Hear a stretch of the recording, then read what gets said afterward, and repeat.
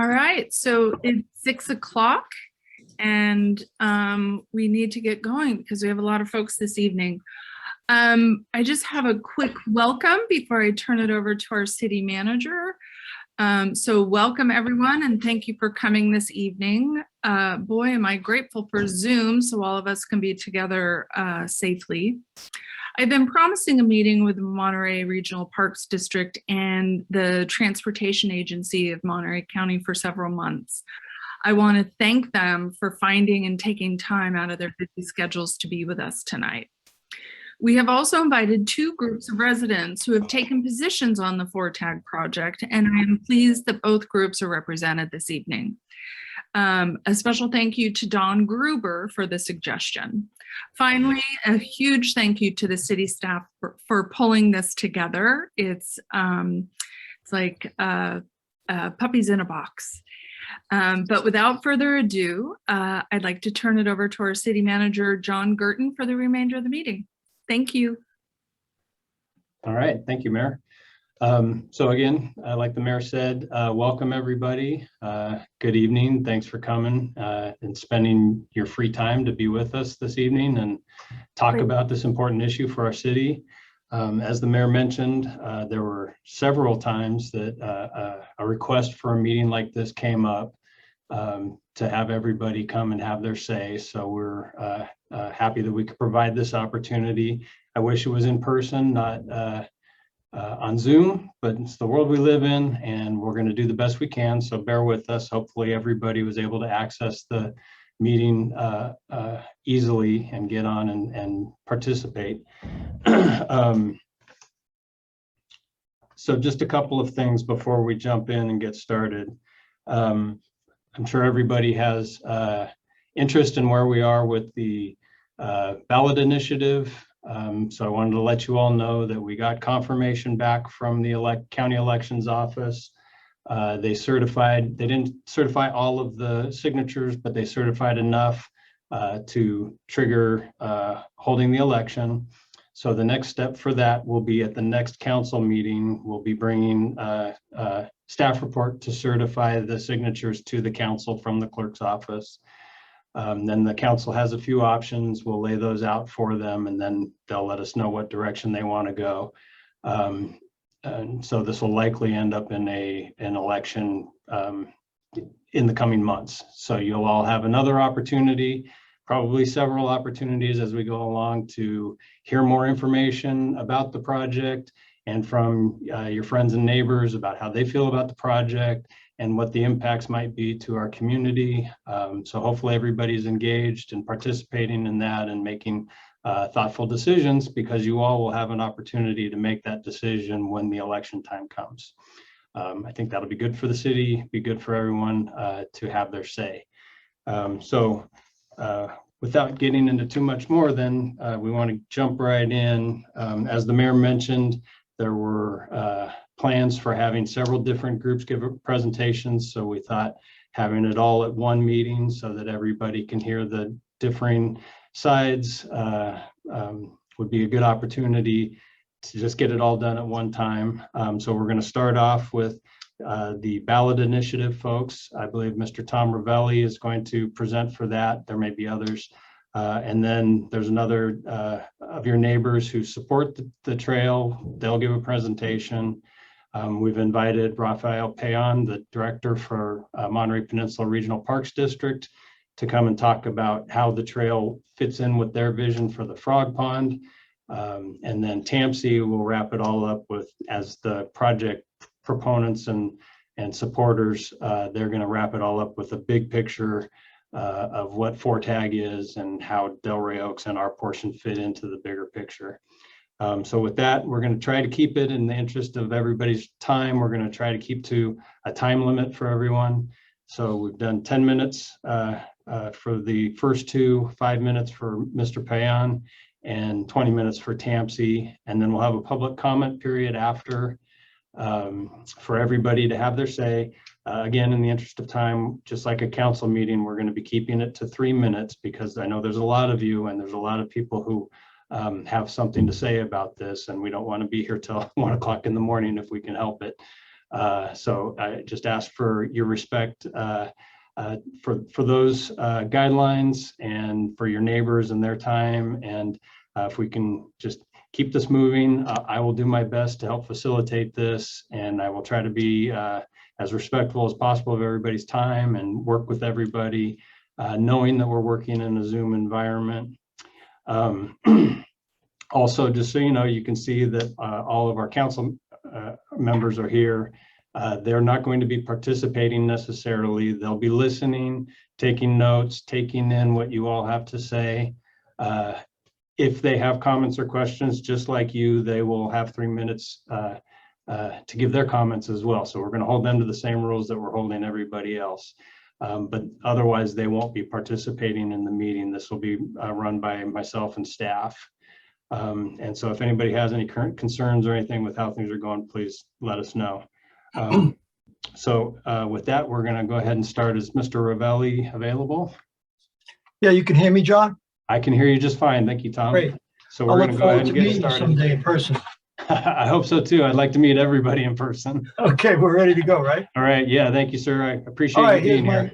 here's my statement. I'll be taking the whole 10 minutes, and then whoever on our group wants to make comments in public. Thank you for the opportunity to address you on this important issue for our city. Now that the initiative has been validated, it is mandatory under Election Code 9215 that the initiative be submitted to the voters in the next election. As the proponent of the initiative, my personal opinion on the merits of the FORTAG project through our city streets is not what is important in this discussion. What is most important are the opinions of the 416 registered voters who signed the initiative petition, as well as the others of the 1,223 voters who were not given an opportunity to sign it because they were not home when we were at their door. We could have gotten 1,000 signatures because 90% of the people we talked to signed. In that regard, we purposely cut the canvassing for signatures short because we wanted to have the petition verified quickly so that TMC could be notified of an impending election for the sake of holding up work on the Delray Oaks portion until the voters have decided whether to allow the project through our city. It would be responsible for them to do that as not to waste money. Our group will be urging our citizens to ignore any hype or misinformation about the merits of the project and decide to vote based on their own values and common sense. The cited election code gives the city council the authority to adopt the validated initiative outright as law should they deem to do so. Regardless, the voters are going to vote on whether the FORTAG trail will proceed as proposed through our city. TMC might not want to stop work on the project until the voters weigh in. In the interest of time to settle the matter most quickly, I suggest that the city council adopt the measure as law and let the citizens vote on the June 7 primary, which is not very far away. Delaying it into 2 elections will not solve anything and will only waste time. If the city council thinks our citizens are in favor of the FORTAG project, then let's hold the vote as soon as possible and be done with it. That being said, here is our bottom line message on this issue directly to the voters. The ballot measure specifically allows for the rec trail to go up to 218 and prohibits the tunnel and incursion into the frog pond. Our signature efforts reveal to us that this is what the voters will approve because 416 signed on to it. If that becomes the only alternative, then TNC should figure out how to do it. That would make everyone happy since we want the rec trail in general. We all do. It does not make a difference that some might not believe what the voters want because they are going to make it known in the next election. Do we want or need a tunnel under Highway 218 along with the disruption that will cause while being built? Remember the disruption on North Fremont during the building of what the grand jury of Monterey County citizens dubbed a bike path to nowhere. The wires are bent in many places from people climbing over it to cross the street in spite of its obstruction to them, and multiple cars have crashed into it. What is the budget for this maintenance? And has that been carefully thought out? And now they want to connect that eyesore to a rec trail that will run through our residential city streets. No, thank you. Do we want a tunnel that leads into the Frog Pond Wetland Preserve, along with the accompanied disturbance and concrete and such in that natural habitat. What positive value is that to us citizens? None. I personally walk the Frog Pond often from my home, and I simply wait a few minutes until there's no traffic on 218 and then walk slowly across. I personally hike 4.5 miles up to Veterans Park and the Huckleberry Hill Preserve 3 times a week for exercise. So I am all for rec trails. The Frog Pond should remain what it is, a preserve that can be frequented by anybody without any modification. As a voter, ask yourself what benefit is this proposed rec trail offer us as citizens of the city? We can already walk or hike the areas they are proposing without all the fuss about an advertised rec trail. An advertised rec trail that will draw tourists and others on powered rental go-karts and bikes, crowding our residential city streets. Even advertised marathons through our streets have been suggested. The hotel and tourist industry might benefit, which is why they are supporting it. But the taxpayers of our city will be footing the bills for maintenance of the trail through our neighborhoods. So what is the benefit to us to compensate for that tax and nuisance liability? None. One of my neighbors along Angeles Way, close to the park, has notified me that a homeless person has camped in the wooded area behind his house, conveniently close to the bathrooms that we in the city maintain. Are we really supposed to believe that this will not be a frequent occurrence under a tunnel that can be used for shelter? Sure, our police department will do what they can to allow it, not to allow it. But what has been the result of that strategy in Laguna Grande Park area or in Salinas, where the problem is rampant and they are still trying to unsuccessfully eliminate it? Do we really want to bear the burden of funding that effort with our tax dollars? And what benefit does it offer us in return? None, I say. The ballot measure does not attempt to stop the FORTAG project. Rather, it requires a majority vote of the residents of our city to approve the final Delray Oaks route. TMC should delay any work on the Delray Oaks segment of the project so as not to waste money and effort should the voters decide not to allow it to proceed as currently designed. The current design includes a tunnel under 218, incursion into the Frog Pond Wetland Preserve, and a regional rec trail through our residential streets, with strong emphasis that our streets are residential streets where we live. That is what you as a voter have been asked to accept. All the rest is nothing but a sales pitch, which is subject to sales hype and misinformation. As a voter, you should use your head and best judgment to decide how to vote. Ignore the sales hype, even if it is given by good-natured people with the best of intentions. That is all I have to say. The rest is up to the city council and ultimately our voters. You can go to droneighbors.org to learn more and read the initiative text that you will be asked to vote on. Thank you for this opportunity to speak to you. Finito. All right, thank you, Mr. Ravelli. I appreciate that. I forgot to mention before, we're going to do public comment after all of the presentations are over. So now we're going to go to the DRO residents who are in support of the trail. And I believe, Patrice, you're going to start us off. Is that correct? Yes. And Hi, then Karen after you. And Karen after me. Karen Okay, Harris. great. Thank you. Hi, I'm Patrice Vecchione. Saucedo Avenue has been my home for nearly 25 years.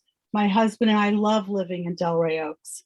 Some of you may remember from an earlier community meeting the colorful language I used to express my opposition to the FORTAG trail. My comments came out of the surprise I felt at only learning about it shortly before that meeting.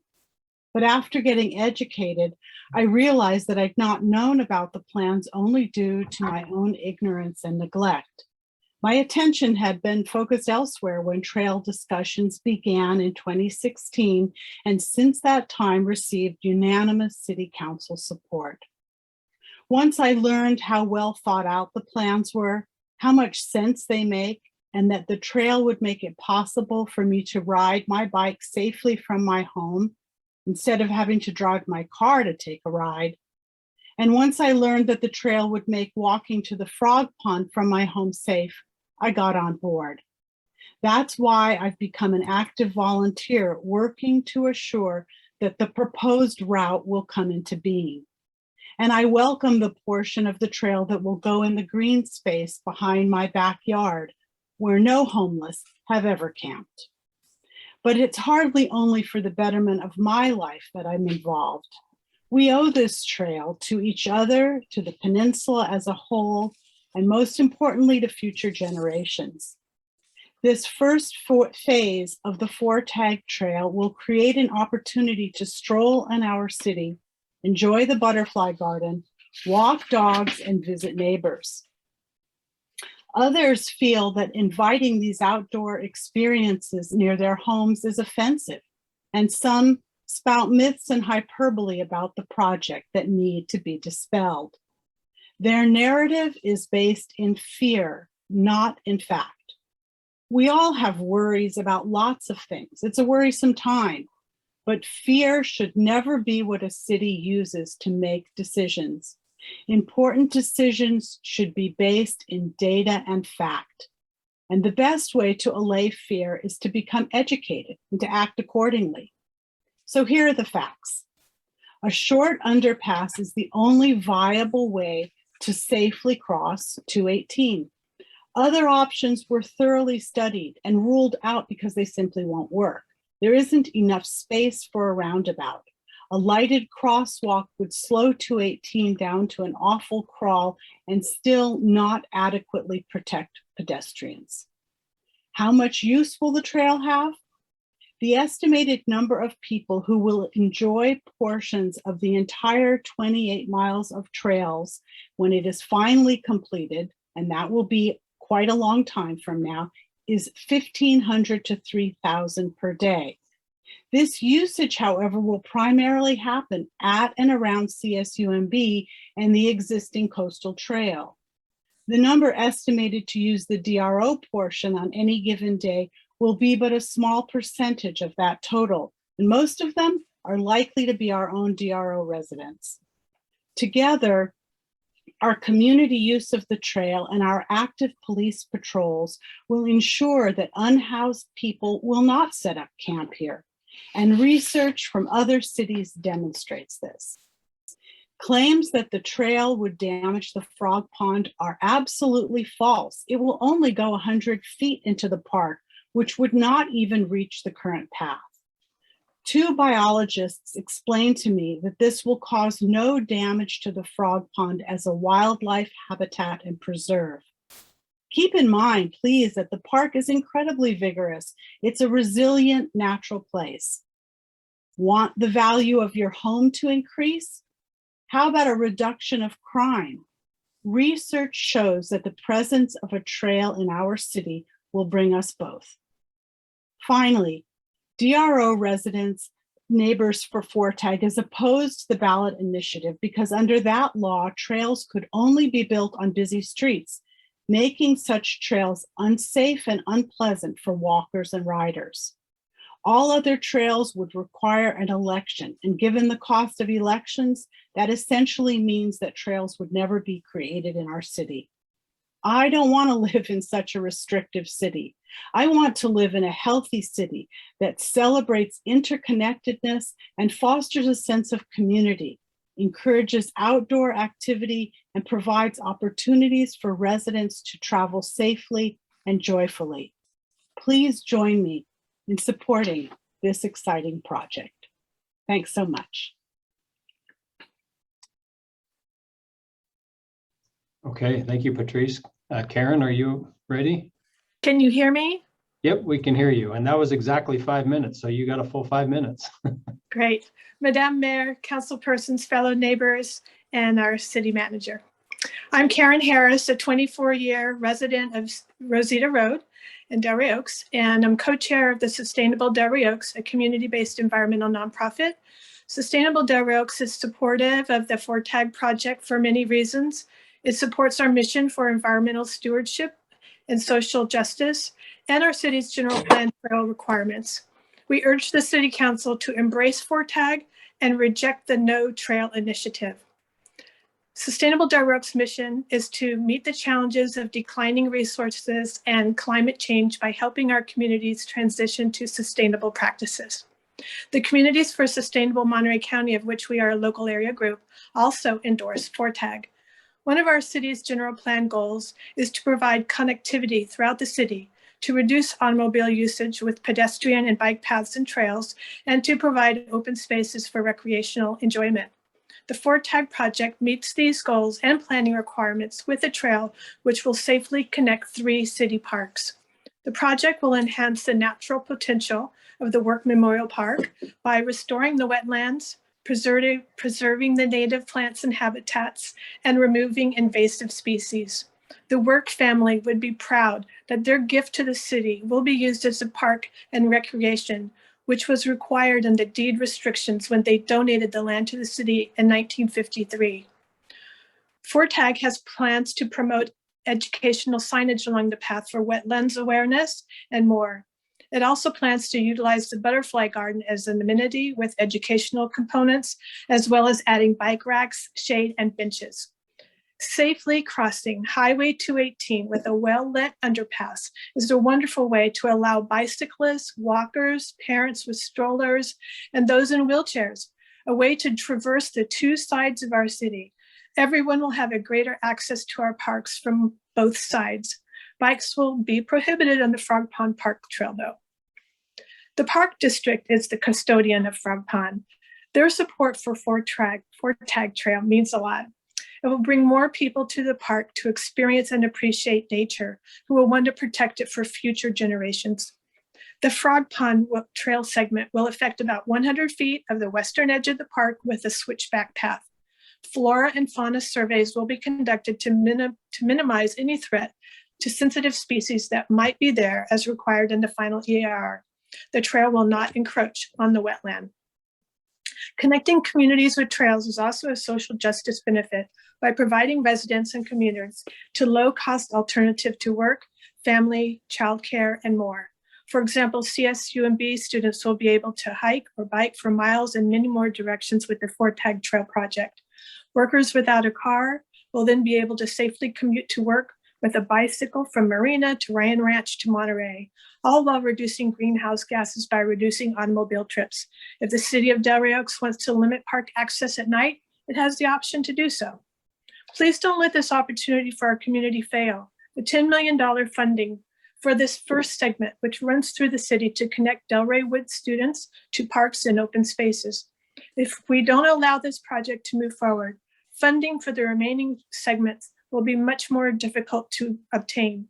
Let's rally enthusiastically in support of this project. It's a gift to our city, its residents, our community, and the natural environment. After 10 years of planning, public meetings, tours, environmental studies, and a certified EIR, the route has been approved unanimously by each jurisdiction, which will benefit. The FORTAG planners are now asking residents for design ideas for amenities and aesthetic characteristics. The alignment cannot be changed without a new EIR. The No Trail Initiative will not only stop this entire project in its tracks, but also prevent any further safe connectivity within our city for years to come. If it passes, each future trail project will require expensive voter approval. Furthermore, these trails would only be allowed on 3 busy roadways and a highway. These options are too limiting and would not provide trails to green spaces and parks as the current FORTAG option does. FORTAG planners have carefully evaluated many options. Many were provided by our residents. Their conclusion is the least environmentally damaging, least expensive, it's safe, it brings people to nature for future generations. Vote no on the No Trail Initiative. It will hinder the city's ability to realize our general plan goals. And thank you again for supporting the FORTAG project. Great, thank you very much. And then for our next presentation, Rafael Payon will talk to us a little bit about the Frog Pond and what the Regional Park District envisions for this trail and how it will interact with the park there. Is Rafael with us? There. Thank you. Oh, there he is. Thank you. And thank you for inviting us. And on behalf of the Monterey Peninsula Regional Park District, Board of Directors, or valued volunteers and staff, again, we thank you for inviting us into your homes and community tonight to discuss the significance of the FORTAG project. I'd like to begin by stating that the Monterey Peninsula Regional Park District strongly supports the FORTAG project and its advancement for a number of reasons. One of them, as was mentioned by Karen and Patrice, is that it is actually good for the community. The best communities in the United States have the best parks and urban trail systems. The communities that struggle the most are quite the opposite. There has been discussion in the past about concerns about opening up the park and that it might incite or bring in unauthorized uses such as people that are homeless. But in actuality, and somebody mentioned this a little while ago, if you look at Laguna Grande Regional Park, it's a prime example of what does work and what does not work. I have had the good fortune of working with the city of Monterey on several projects, and I applaud their effort that took place about 5-6 years ago, where they intentionally opened up the west side of Laguna Grande Regional Park by installing new trails, vegetation management, fire breaks, and interpretation. And in doing that, that area that is now presently behind, let's just say the In-N-Out Burger, it's a very safe, very wonderful place that is highly visited by the public. You do not suffer the problems that you do in perhaps in other parks in there because of the visibility, accessibility, and improvements that the city of Monterey that they made. Presently, the city of Monterey is wanting to replicate the success that they had on the west side of the park, on the east side of the park, to address homeless encampments. And again, the Park District is proud and honored to be a partner with the city of Monterey and the city of Seaside in looking at options for the east side of the Laguna Grande Park. And in doing that, we hope to make it much safer, much more accessible and enjoyable for the general public. One of the things that I'd also like to mention, and was mentioned, I think Patrice mentioned a few seconds ago, maybe it was Karen, your property values will increase. Throughout the nation and statistically, there have been evidence over and over again, examples of that. And I've had a good opportunity to work on several projects nationally on this, where we were award winning, that access to natural areas and open space actually does two primary things. First of all, it increases community health by getting people outside. It invites them to come outside. And now more than ever, that is necessary. The other is property values. Property values on open spaces and such are typically accelerated and advanced. If you recall, this used to be the case in the 1950s through the 70s when somebody built a golf course next to a subdivision. Nowadays, the properties that are most sought after are open spaces. As you may know, the Monterey Peninsula Regional Park District Board in March of this year approved our strategic plan. And one of the major concepts that we have in our strategic plan is called the 5 Garlands. If you have ever visited Garland Regional Park, Garland Ranch Regional Park, or most recently Palo Corona Regional Park, you can see examples of where we have opened up space immediately adjacent to neighborhoods, and the enhancement to those neighborhoods and the community has been great. And that's what we hope to be able to do here. The 5 Garlands concept is that any one of our communities, citizens, should be able to roll out of bed on a Saturday morning and go for a hike into a meaningful, important open space. In this case, the FORTAG project will open up Fort Ord, but will also allow one of the most walkable communities in the Central Coast, which is Delray Oaks, to have your residents walk to the Pacific Ocean if they wish to. So again, that's one of the, those are some of the elements that we're looking at. Now, as I mentioned, we're looking at also making improvements to Frog Pond.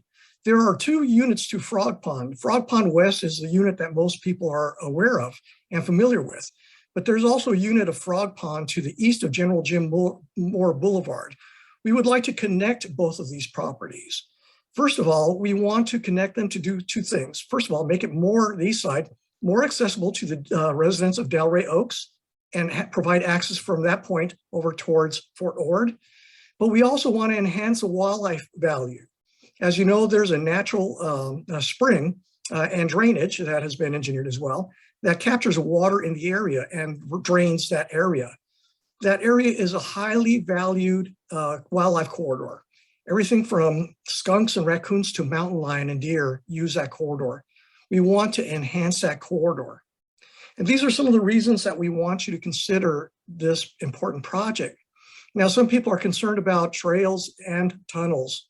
The trails are one thing, the tunnels are another. Some folks are concerned that tunnels are very dangerous, places that may harbor ill activity, etc. Not if they are constructed correctly.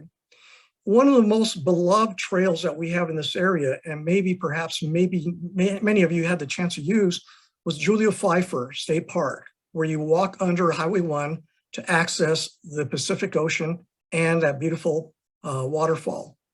Again, very safe, very popular, very much monitored, very much used. Another is the Deschutes Wilderness Area in Oregon. Again, a series of tunnels have been used to cross under highways and such. And again, very safe and very much loved and used. Another place, if you've been to Lincoln Park in Chicago, if you've been to Lincoln Park, that is one of the granddaddy parks in the United States. And they have a series of urban trails that go under highways and roads in urban tunnels, all of them exceedingly safe, exceedingly used, exceedingly beneficial to the community to move from one area to the next. So with that, I invite you and I encourage you to support this incredibly important FORTAG project. These projects are rare, and these projects are those that enhance communities. They are not detrimental in any way. And so again, with that, we hope that you vote in favor of the FORTAG project. Thank you. Thank you, Raphael. We appreciate you taking the time to be here. And I think I can say for the whole community, we appreciate the work that you and your staff do to keep the frog pond looking so beautiful. I enjoy having lunch out there all the time. So selfishly, thank you. Thank you. All right. Okay. And now our last presenter will go to Mike Zeller with TAMSI. Yes, good evening. Thank you, City Manager Girton, and thank you, Mayor Kerr, and all the members of the City Council for allowing us to present this evening. We're really happy to be here. Again, my name is Mike Zeller. I'm a Principal Transportation Planner with the Transportation Agency for Monterey County, also the Project Manager for the Fort Ord Regional Trail and Greenway Project. I'm joined this evening by our new Executive Director, Todd Muck, as well as Lindsay Van Paris from GHD, who is our consulting lead on this project and be partnering with me on this presentation. So just to begin, we have a few slides that we'd like to run through for our discussion tonight.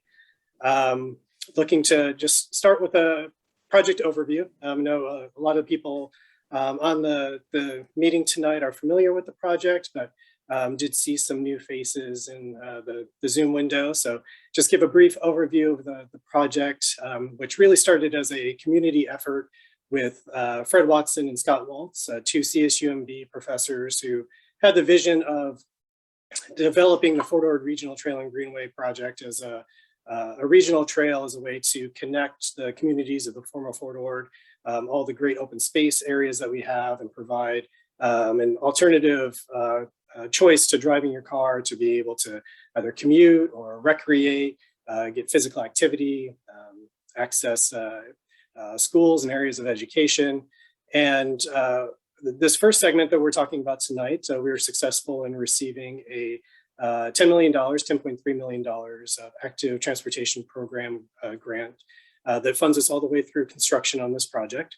The project starts at Fremont and 218, so by Laguna Grande Regional Park, runs along 218 to just behind Safeway, coming into Work Memorial Park using a portion of the Hall Road, up by the tennis courts, and then down along towards Angelos Way, where there's proposed for just signage, but no actual improvements along this roadway. So just signage on either end directing trail users to the trail. Picking up at the existing trail in Delray Park, making improvements there to make the trail more weather resistant and more permanent. Up towards 218 with the undercrossing that has already been discussed, with a short switchback that gets us down from the undercrossing at the Frog Pond floor level back up to 218 with a safe access to Carlton, running up Carlton, and then again down along Plumas, terminating at Noche Buena at the Delray Woods Elementary School. So just in the short 1.5 mile section, as I mentioned, we have the lunar, just off of the screen here, we actually have the Coastal Rec Trail, the Pacific Ocean, we have the Laguna Grande Regional Park, Work Memorial Park, Delray Park, the Frog Pond Wetland Preserve, and then also the school. And what this project really looks to do is try to connect all those open space areas along with the school in a way that currently isn't really accessible by walking or biking. So to be able to access all of these open space areas, typically would have to drive to them. This gives just in a short distance a way to actually get out and experience nature in a new way. It's also, has been mentioned, an investment in the community. This project is able to, as we'll discuss in more detail, to look at some of the issues like traffic calming along Carlton. How do we safely cross 218? How do we provide ADA accessible access to the Frog Pond?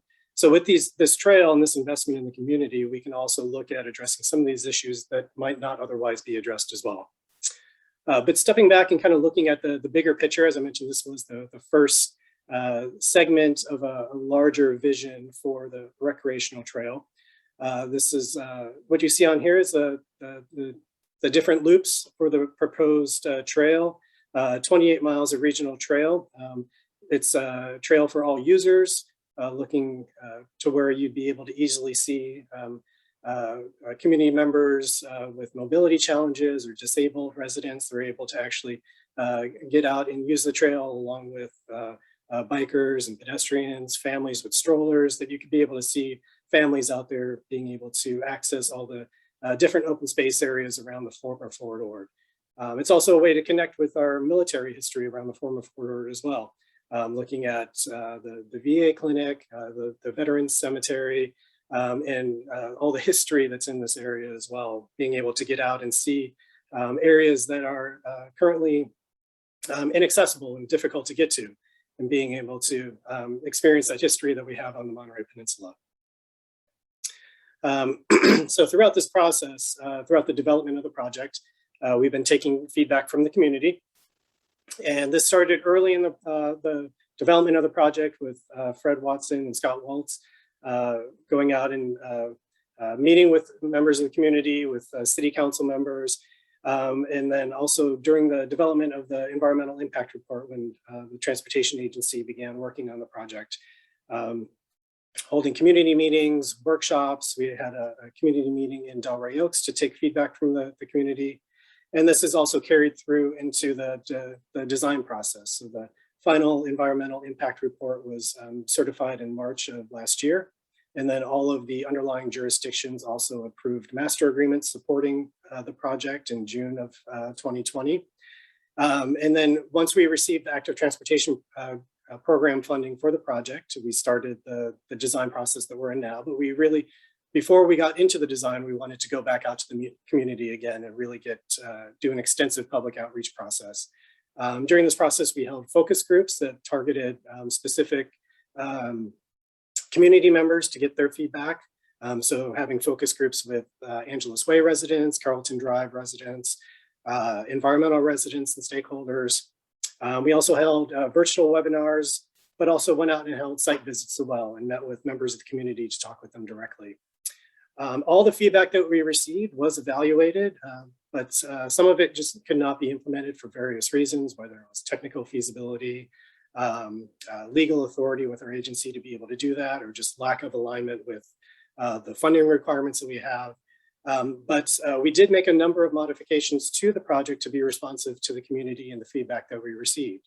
As I mentioned, key among them with Angeles Way, the big feedback that we heard was not to make any changes to the roadway there. And so what the project is proposing to do is just to put up wayfinding signage that would direct people to either ends of Angeles Way to where the trail is. So either at the Delray Park, where there is, as I mentioned, the existing park and existing trail, or on the other side where there's the tennis courts and Work Memorial Park, so city facilities that are already there, putting up wayfinding signage to direct people to those facilities, those amenities. Along Carlton Drive, the big primary feedback that we heard there was wanting to have some traffic calming effects along the roadway, have a reconfiguration of the roadway to try to slow down traffic, but also look to reintroduce some on-street parking. And with this project, we'll be able to accommodate those goals. We'll be able to reduce some lane widths to be able to help slow down traffic on the roadway, but also reintroduce those pockets of on-street parking to give more places for residents and visitors to park on Carlton. With the undercrossing under 218, a lot of the feedback that we heard related to safety and understanding that safety is paramount. And we'll talk more about the details of this, but some of the things that we're including in our design for the undercrossing is lighting, as you can see here, making sure that it's open and spacious, that there's long viewways so that you can see through. It's also located near City Hall and the police station so that this can be a well-traveled area, place to feel safe, a place that is close by for police patrols. And we've also been in discussions with the city about including closed circuit television cameras to be able to make sure that this is regularly monitored. And lastly, the frog pond. The local treasure, the regional treasure. This is an area where we really heard community concerns about impacts to the frog pond and making sure that the accessibility was still maintained and that the character of the frog pond wasn't really changed. And so what we've been able to do through our design process is to minimize the size of the switchback so that it's as small as it can be, but it still provide ADA accessible access to the trail. It's located in an area that's generally currently inaccessible. It's overgrown with bramble. And we've reduced the size of the switchback so that there is no impacts to the existing trails and walkways in the frog pond.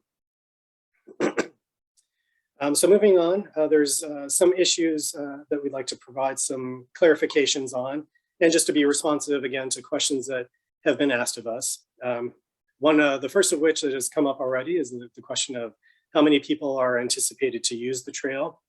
In 2018, we conducted some counts of bicycles and pedestrians and roughly came up with about 120 bicyclists and 180 pedestrians using existing facilities along Canyon Del Rey.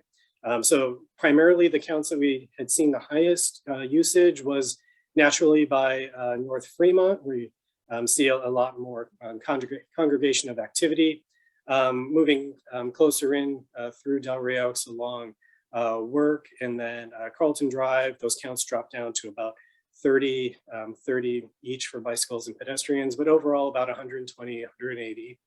And the projected growth that we had anticipated was about 5 to 10% growth annually. Now, as part of our active transportation program grant, we are required to conduct pre and post construction counts.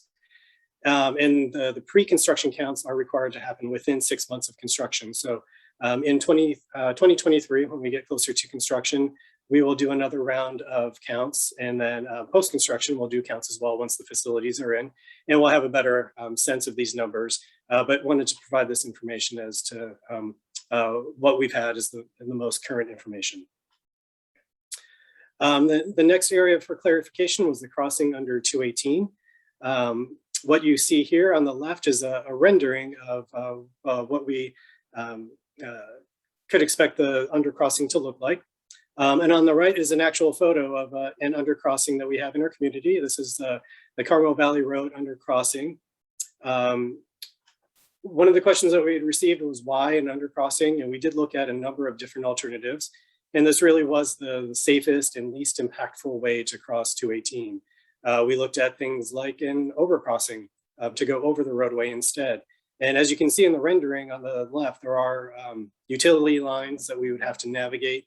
That this becomes challenging and expensive to try to relocate utility lines, but also the size of an overcrossing to make it ADA accessible. The ramps that then would extend into the frog pond would extend much further into the frog pond and have many more impacts than the current switchback as it's designed.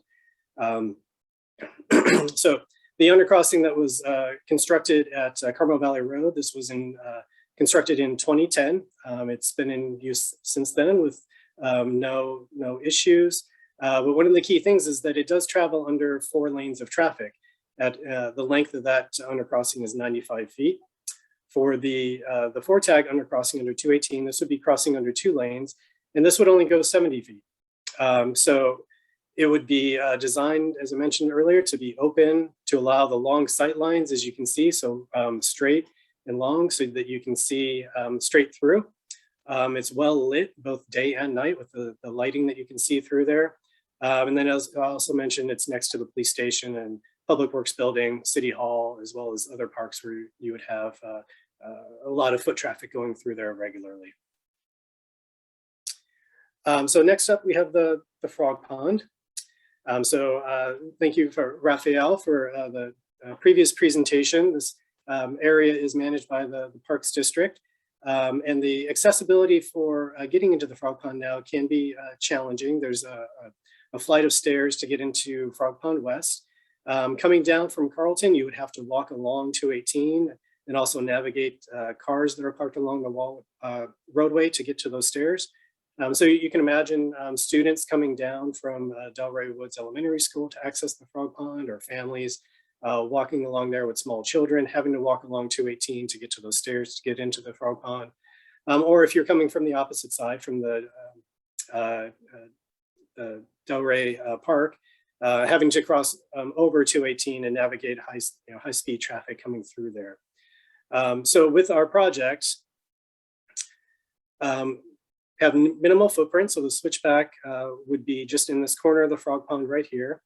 And it would align with the Parks District's goals by providing accessible access, opening up access to allow more members of our community to easily visit and enjoy the Frog Pond. For both of those instances that I mentioned, if you're coming down Carlton, you would not then have to walk along 218. You could just walk onto the trail and access the Frog Pond, or coming from the other side, use the undercrossing to enter the Frog Pond that way.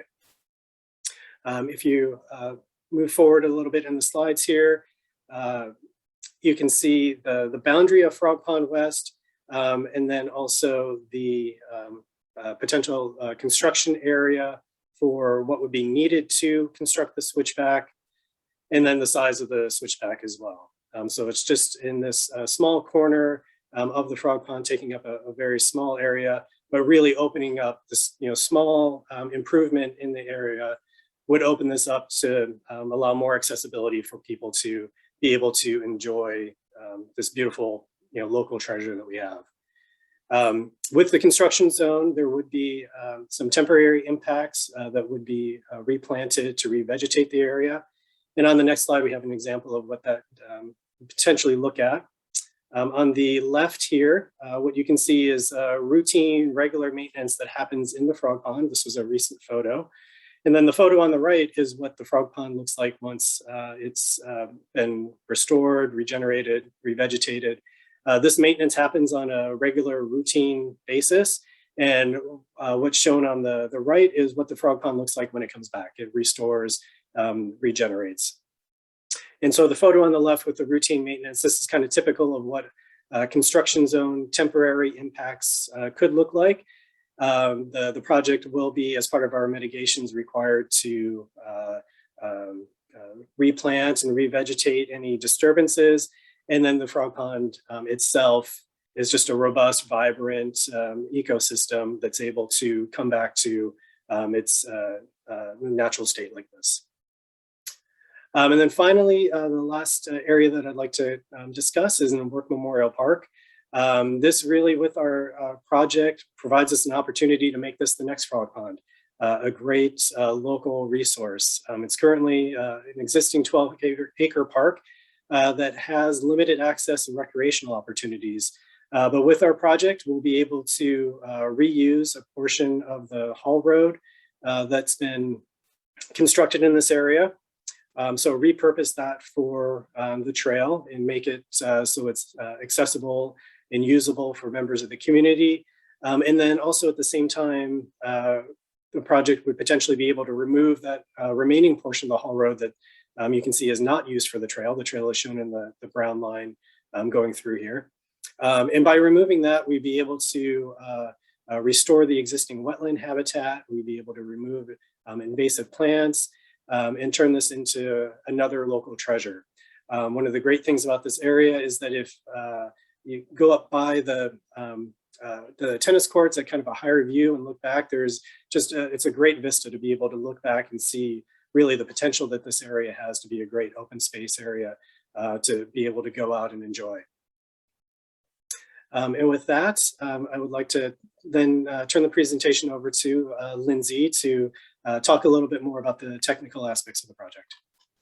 Thank you very much, Mike. Hey, And Lindsay, yes. we're approaching the 20-minute mark, so hopefully you don't have a whole lot to go over. I will be very quick. Okay, thank you. And then we can, if there's questions about what I present, we will, I will be happy to answer them. But again, this is what we're looking at here, just the general colors on the screen. The gray color is the sidewalk, and that'll be consistent throughout. So we've got the sidewalk, the tan is the shared use path, the red brick pattern will be a stamped or hardscaped aesthetic area. And then the yellow are the truncated domes. So here at North Fremont Boulevard, we've created a bulb out. And what a bulb out is it's this little area here that really necks down and narrows 218. So this through right lane will turn into a right lane. We're proposing some signal modifications as well, just to improve signal timing. And then the through lane will go all the way through. There'll be a dedicated right turn lane into the Safeway parking lot, as well as the bus stop relocated from over here to over here. And also providing high visibility markings, stop bars with stop signs to make sure that people look.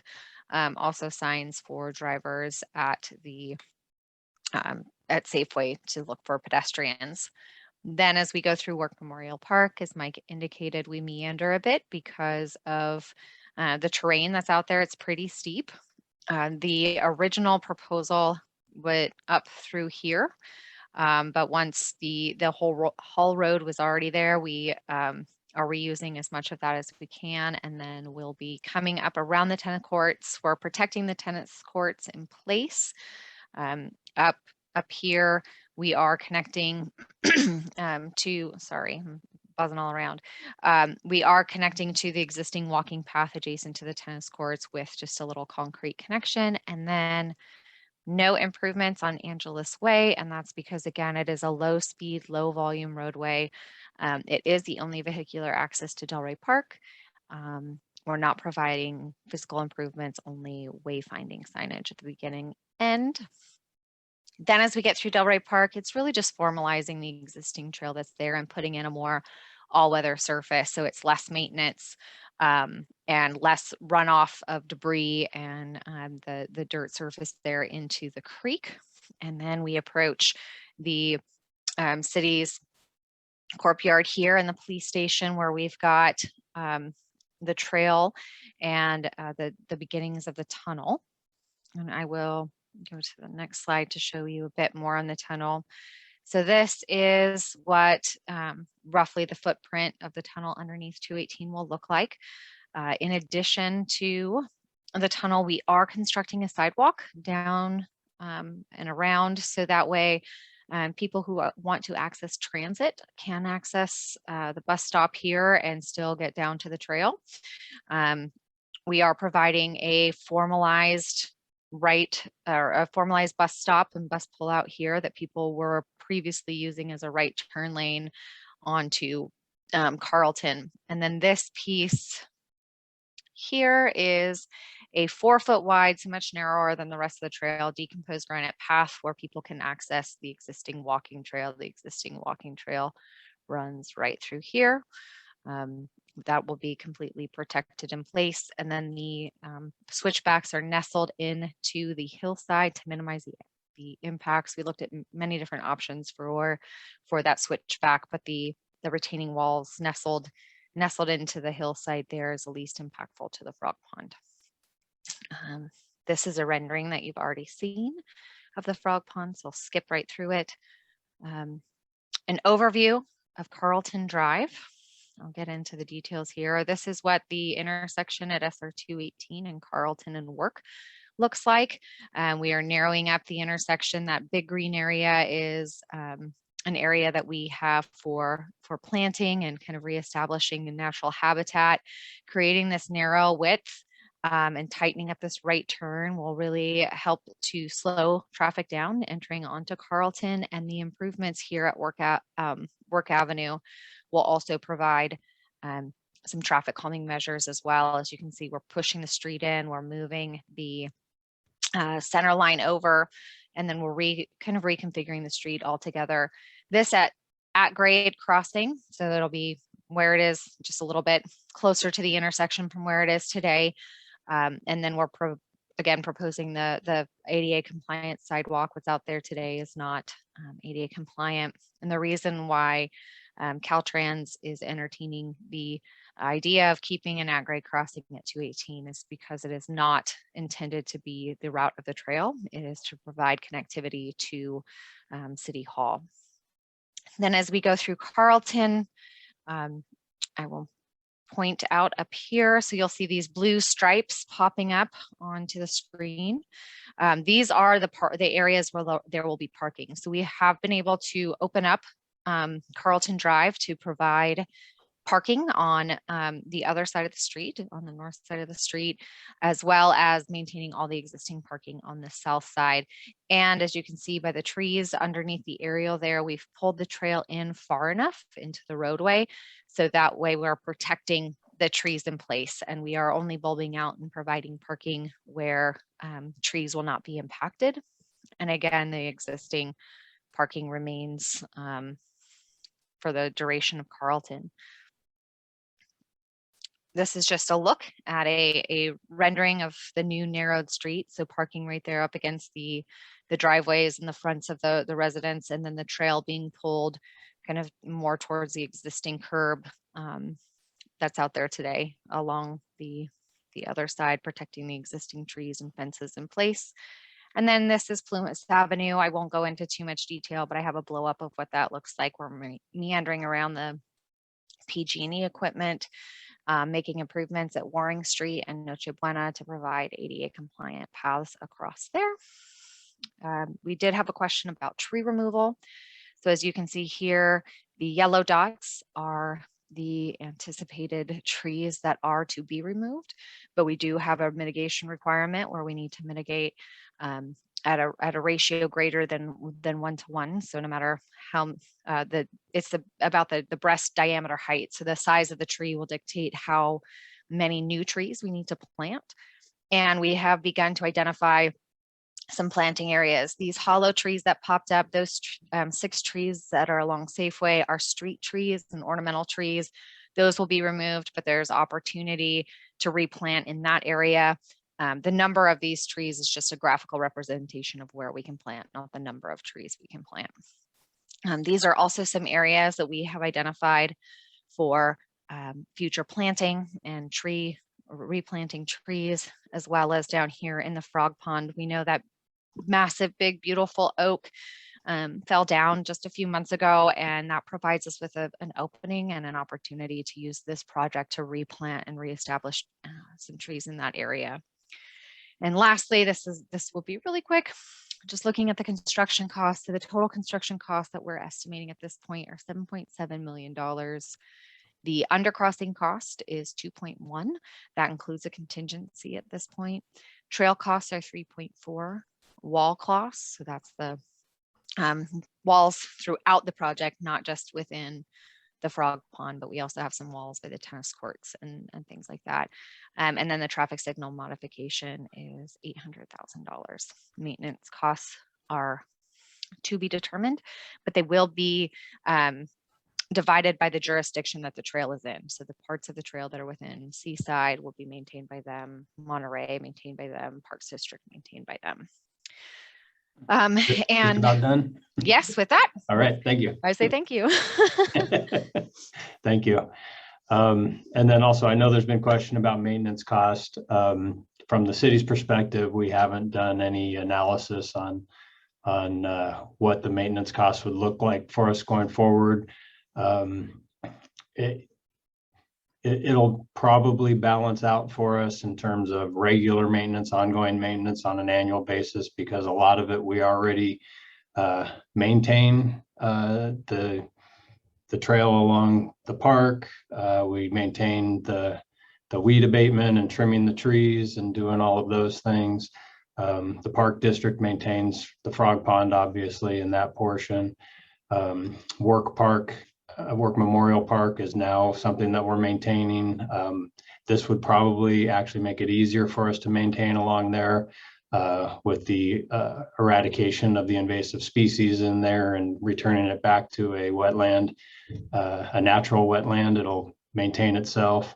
And then the ongoing costs, and Mike and Lindsay, you guys can chime in on this, but the ongoing costs for the infrastructure part of it, there are funding opportunities for that through grants and also through Measure X and other items like that, but that's well into the future and not an immediate cost for us. So that's about as much as I can talk about maintenance from the city's perspective. So with that, thank you everyone for being here and presenting. And now we're going to open it up to public comment, and Randy's going to help me with anybody. So hopefully everybody knows how to do the raise your hand thing on Zoom. So if there are anybody, I'm looking. You see anybody, Randy? I see Kathy with her hand up. Okay. Kathy?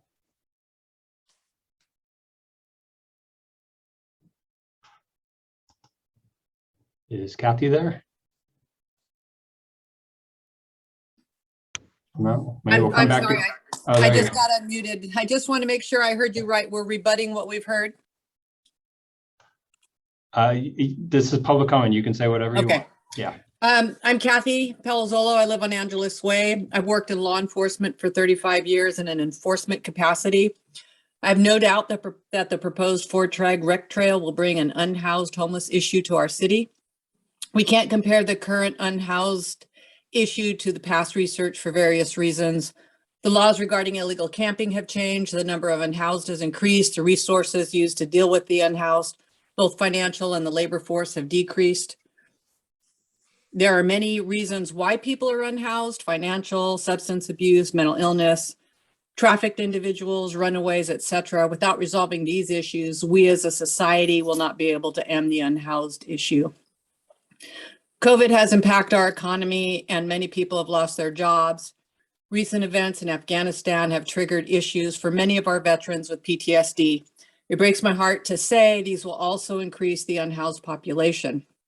COVID caused $0 bail in our jails, which means drug offenders weren't kept in custody, causing missed programs for rehabilitation and an opportunity for users to dry out. This means more users and the users use more.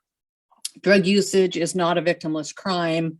Most users end up paying for their drugs by stealing, breaking into cars, houses, and mailboxes, etc.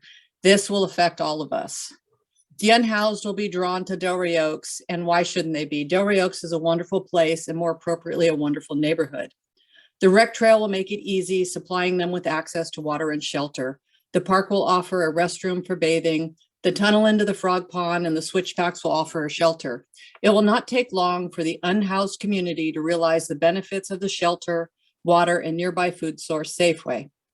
This, coupled with Delray Oaks having no resources to deal with the issue, will make us much more inviting than our neighboring cities.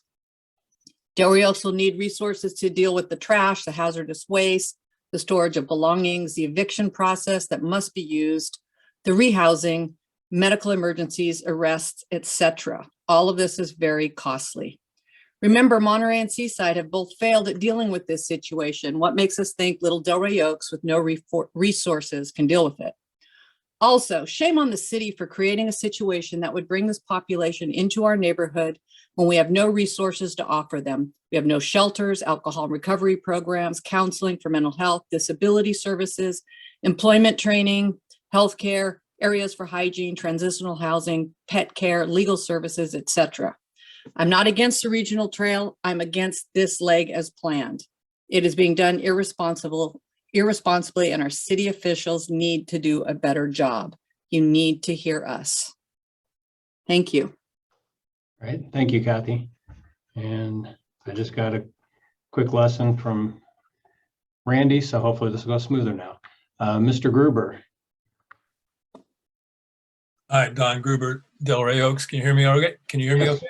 Thank you. My points are about the frog pond. This to the outside world is largely defined by the frog pond and of course by Safeway. Not only for its value as habitat, it is a preserve, but in a much more personal way, as an easily accessible place of peace, a place for a tranquil walk only minutes from home. That aspect of the value of the frog pond will be greatly diminished by this development, the trail through it. One only has to walk on the Monterey Rec Trail for a short way before realizing that it is not a peaceful walk in nature. It's a walk in which one has to be on guard at all times against bikes speeding behind and around you. This plan will bring that to the frog pond to some degree, a major diminishment of the value. While I'm not opposed to FORTAG and in fact believe that 90% of the plan's beneficial, I am nevertheless strongly opposed to the plan for the frog pond. There is sadly a certain amount of disinformation, enthusiastic information being given to the public. For example, a recent flyer that showed up on my doorstep says the new entrance will only go 100 feet into the frog pond. That's probably technically true, but omitted is the information that it also has to go at least 100 feet back through the frog pond to get to Carlton. My measurements show the total trail from the tunnel to Carlton is about 400 feet of trail. In that process, a lot of dense habitat is eliminated. The flyer also says the existing loop trail will stay just as it is. If that's true, then what's that bridge on General Jim Moore for? The one I see in the FORTAG plans. The preference of TAM's FORTAG run through the frog pond and under Jim Moore. That changes everything about the experience that one has in the frog pond. My main point is that if we are going to do damage, let's look that damage in the eye and not sugarcoat the reality of what we're about to do. Let's not hide it from ourselves. The fact is that the FORTAG trail will bring significant change to the frog pond. And the question we each have to ask of ourselves is the benefit of the trail worth the cost of the damage it does? Simple answer for me is no. Thank you. Thank you, Mr. Gruber. And next we'll go to Ryan Durham. Yes, good evening. Can you hear me? Yes, we can. Yes, so I'm Ryan Durham. I'm a Drill resident. I live on Angeles Way. I just had a couple of points. I know there are a lot of people that wish to speak, so I'll try to be quick. So the first is in regards to communication from the city. During our canvassing for the petition drive, we learned most neighbors did not know the rec trail was going through the Drill residential neighborhoods. This is a fact, and we do not blame residents for being unaware of the project. The same few faces regularly read the city council agendas, attend meetings, and participate in city affairs. As a representative democracy, residents voted for city leaders, trusting those leaders would keep them informed of major projects, developments, and make sound decisions on their behalf. FORTAG boasted 11 meetings with the former city manager and elected officials prior to its first formal presentation to the city council in 2018. When did it ever take the time to meet with residents? The city manager at that time endorsed a significant grant application without any communication to the people of Delray Oaks, thus enabling FORTAG and TAMC to focus on building bureaucratic momentum for its project rather than dialoguing directly with residents who would be impacted by the project. Despite the claims that residents have been well informed of the project, the first formal public information session wasn't held until early 2019. Simply adding an item to the city council agenda is not the same as making a good faith effort to inform residents of such a massive regional project. There was no outreach to the public prior to signing the master agreement in 2020. In terms of quality of life, the fact of the matter is that Peninsula residents commute to work via car. 94% of Delray Oaks residents commute to work in cars. Over 4% work from home. 83% of Monterey Pacific Grove Seaside Marina residents commute in cars. Over 7% work from home. The number of bicycle commuters has in fact declined since 2013. Despite insistence that people will use this trail for transportation, the numbers say otherwise. The trail is not limiting motor vehicle traffic in Delray Oaks, will not allow residents to walk more safely to the Oaks, to the businesses on Delray Gardens Drive, or to the Stone Creek Shopping Center. What evidence suggests this route will not increase traffic to Delray Oaks? Residents do not want their quiet residential street to be part of sports tourism events like Ironman events or marathons. And finally, Delray Oaks is a quiet, unique community. During our canvassing, residents chose to purchase or rent their homes here because of that and would like to keep their residential streets free of a regional trail. Thank you very much. Great, thank you, Ryan. And next we have Scott. Hi there, Scott Larson at 68 Carlton Drive. I simply just had a question with the traffic mitigation that's going on coming off of Fremont onto Canyon Del Rey with that proposed right turn. Would that no longer allow for a right on red? I'm just asking the question if we could do the right on red at that point, because it seems like that curb comes out significantly. So I'm just wondering if that's going to stop that. I don't know who can answer that. Okay, and we'll note down questions and then go back to people to answer them at the end, if that's all right. Perfect, thank you. Okay, and next we have Susan Blush. Yes, thank you. I have 3 questions. First is, where are people going to park that are using this trail? Second, where are the restroom facilities going to be? Third, who is responsible for maintaining the restroom facilities and for picking up the trash, since I assume there will be trash cans placed along this trail?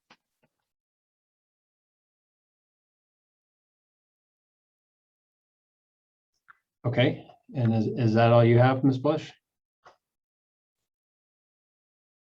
Because we can answer those at the end if that's all right. Thank you. Yes, thank you. Okay, thank you. And do you see anybody else, Randy? Or Karen?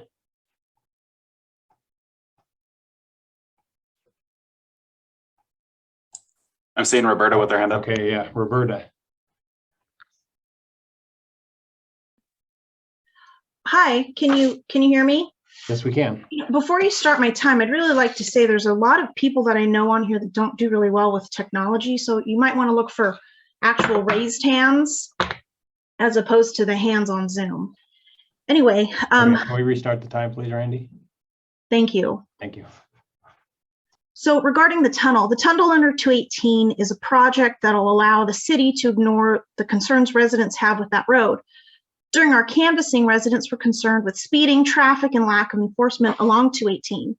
The very existence of that tunnel will help justify keeping the speed limit as currently set, if not set higher based on the formula and criteria that Caltrans uses. Caltrans can better justify the higher speeds by eliminating pedestrians and bikes from actually crossing 218, especially at the Frog Pond, and expect everyone to use a tunnel. What about the crossings at Canyon, Work, or directly from Carlton? There's a diverse population of DRO residents who cross 218 on a regular basis and who have done so for dozens of years without issue. During our canvassing, many residents spoke of crossing 218 as children and later with their own children without issue. No one was afraid of crossing the street and cited common sense as the best safety tool to cross. My older neighbors are not so frail and feeble-minded that they cannot navigate crossing a road. And everyone has borne witness to the chronically unhoused seeking shelter in a variety of places on the peninsula. Delray Oaks is no exception, with encampments found on our former Fort Ord lands, which spurred the purchase of an ATV by the police department, in the park behind the bathrooms, and most recently in the green space behind Angeles Way and Via Verde. It is irresponsible to create a situation that draws the chronically unsheltered population when the city lacks the resources to help them. And some special considerations. Based on the history, this is fact. The residents of Carlton Drive have no confidence that this trail will improve the current unpopular, impractical state of that street.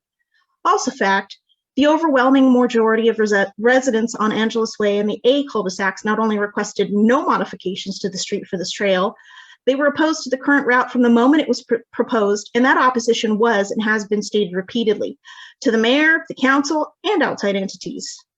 And lastly, well, sorry, not lastly, but there's also a grave ethical concern residents have regarding TAMC's Department of Transportation's grant application for the Active Transportation Program. The application claimed that students at Delray Woods and Seaside would benefit from this route of the trail. It claimed that 200 children live along this proposed route, and that 195 of those children will use it to walk or bike to school after this project. The children of DRO don't attend Delray Woods. The application exploits the socioeconomically disadvantaged status of students and families in Seaside to justify taking $10.3 million of taxpayer funds to fund a trail that only includes a tiny spur that straddles the border of Delray Oaks and Seaside. Supporters of this trail talk about increasing home values. Who is this trail being built for? The poor children of Seaside who can't get to school?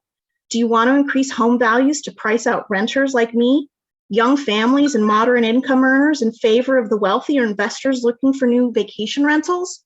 Stop and ask yourself, who is this trail really being built for with our taxpayer funded dollars? Okay, thank you, Roberta. And next I see Joanne. You're still on mute. There you go. Can you hear me? Yes, we can. Oh, hello. Good evening. My name is Joanne and I live down here on Angeles Way. I have been a Delray Oaks resident for 49 years.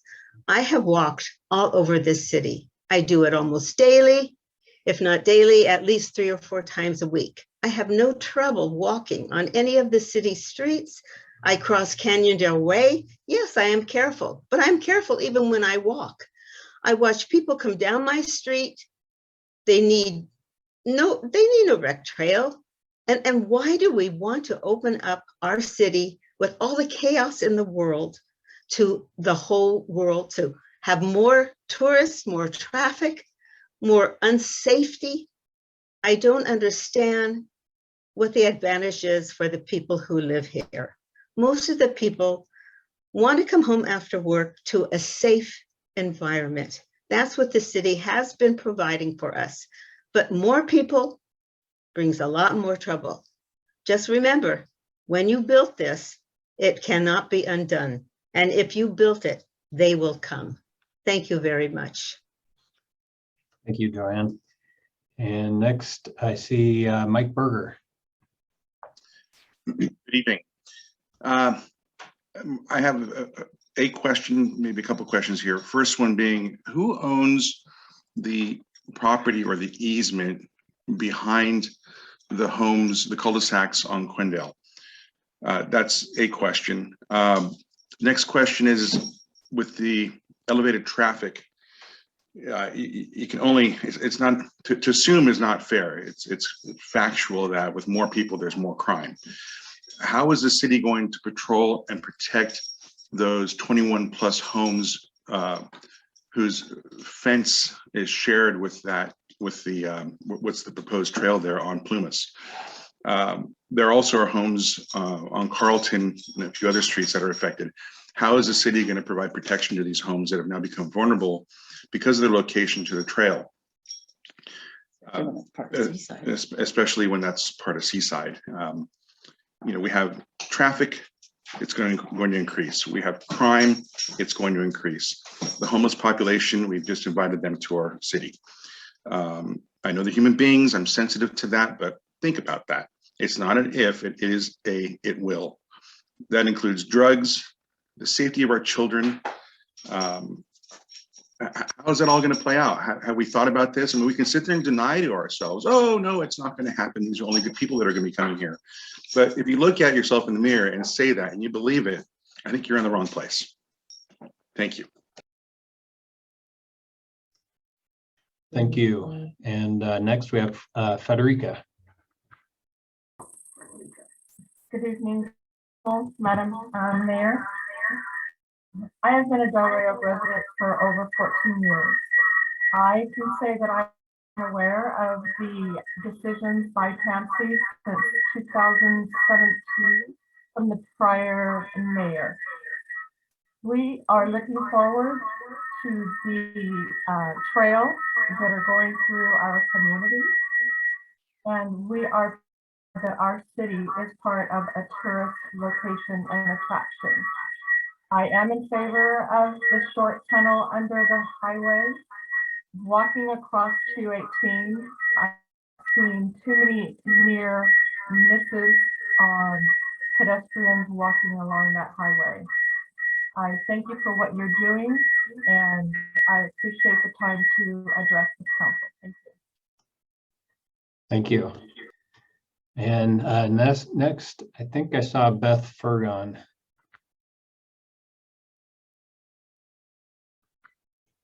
Was Beth there? Did you want to comment, Beth?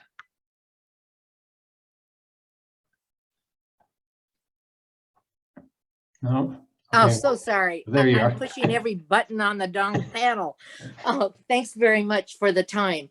I just have a couple of little things that I'm curious about, and I know, John, that you mentioned that you'll be working on the budget. I'm kind of shocked that it hasn't been worked on yet, but I know you're new.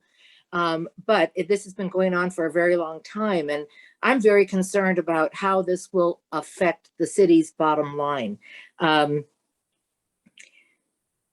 There have got to be fees associated with maintaining this trail and with policing the trail and everything else that goes in with it, with the maintenance of tagging in the tunnel, tagging whatever, cleaning up feces, cleaning up needles from people, etc. And I'd very much like to hear from the city, and I hope you're going to work on a budget plan very soon.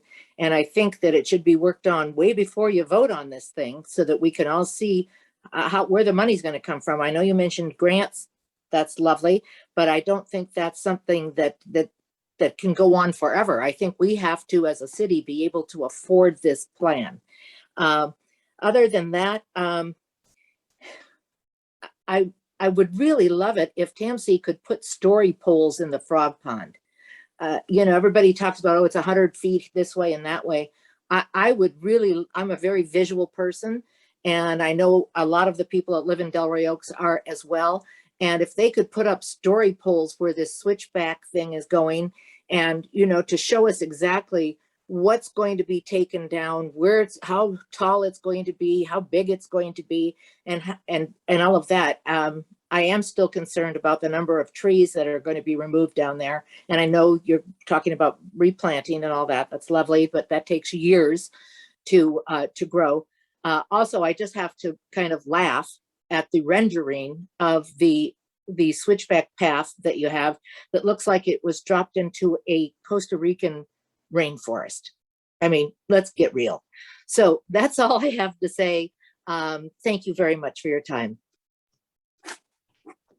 Thank you, Beth. Mr. Ragsdale Cronin.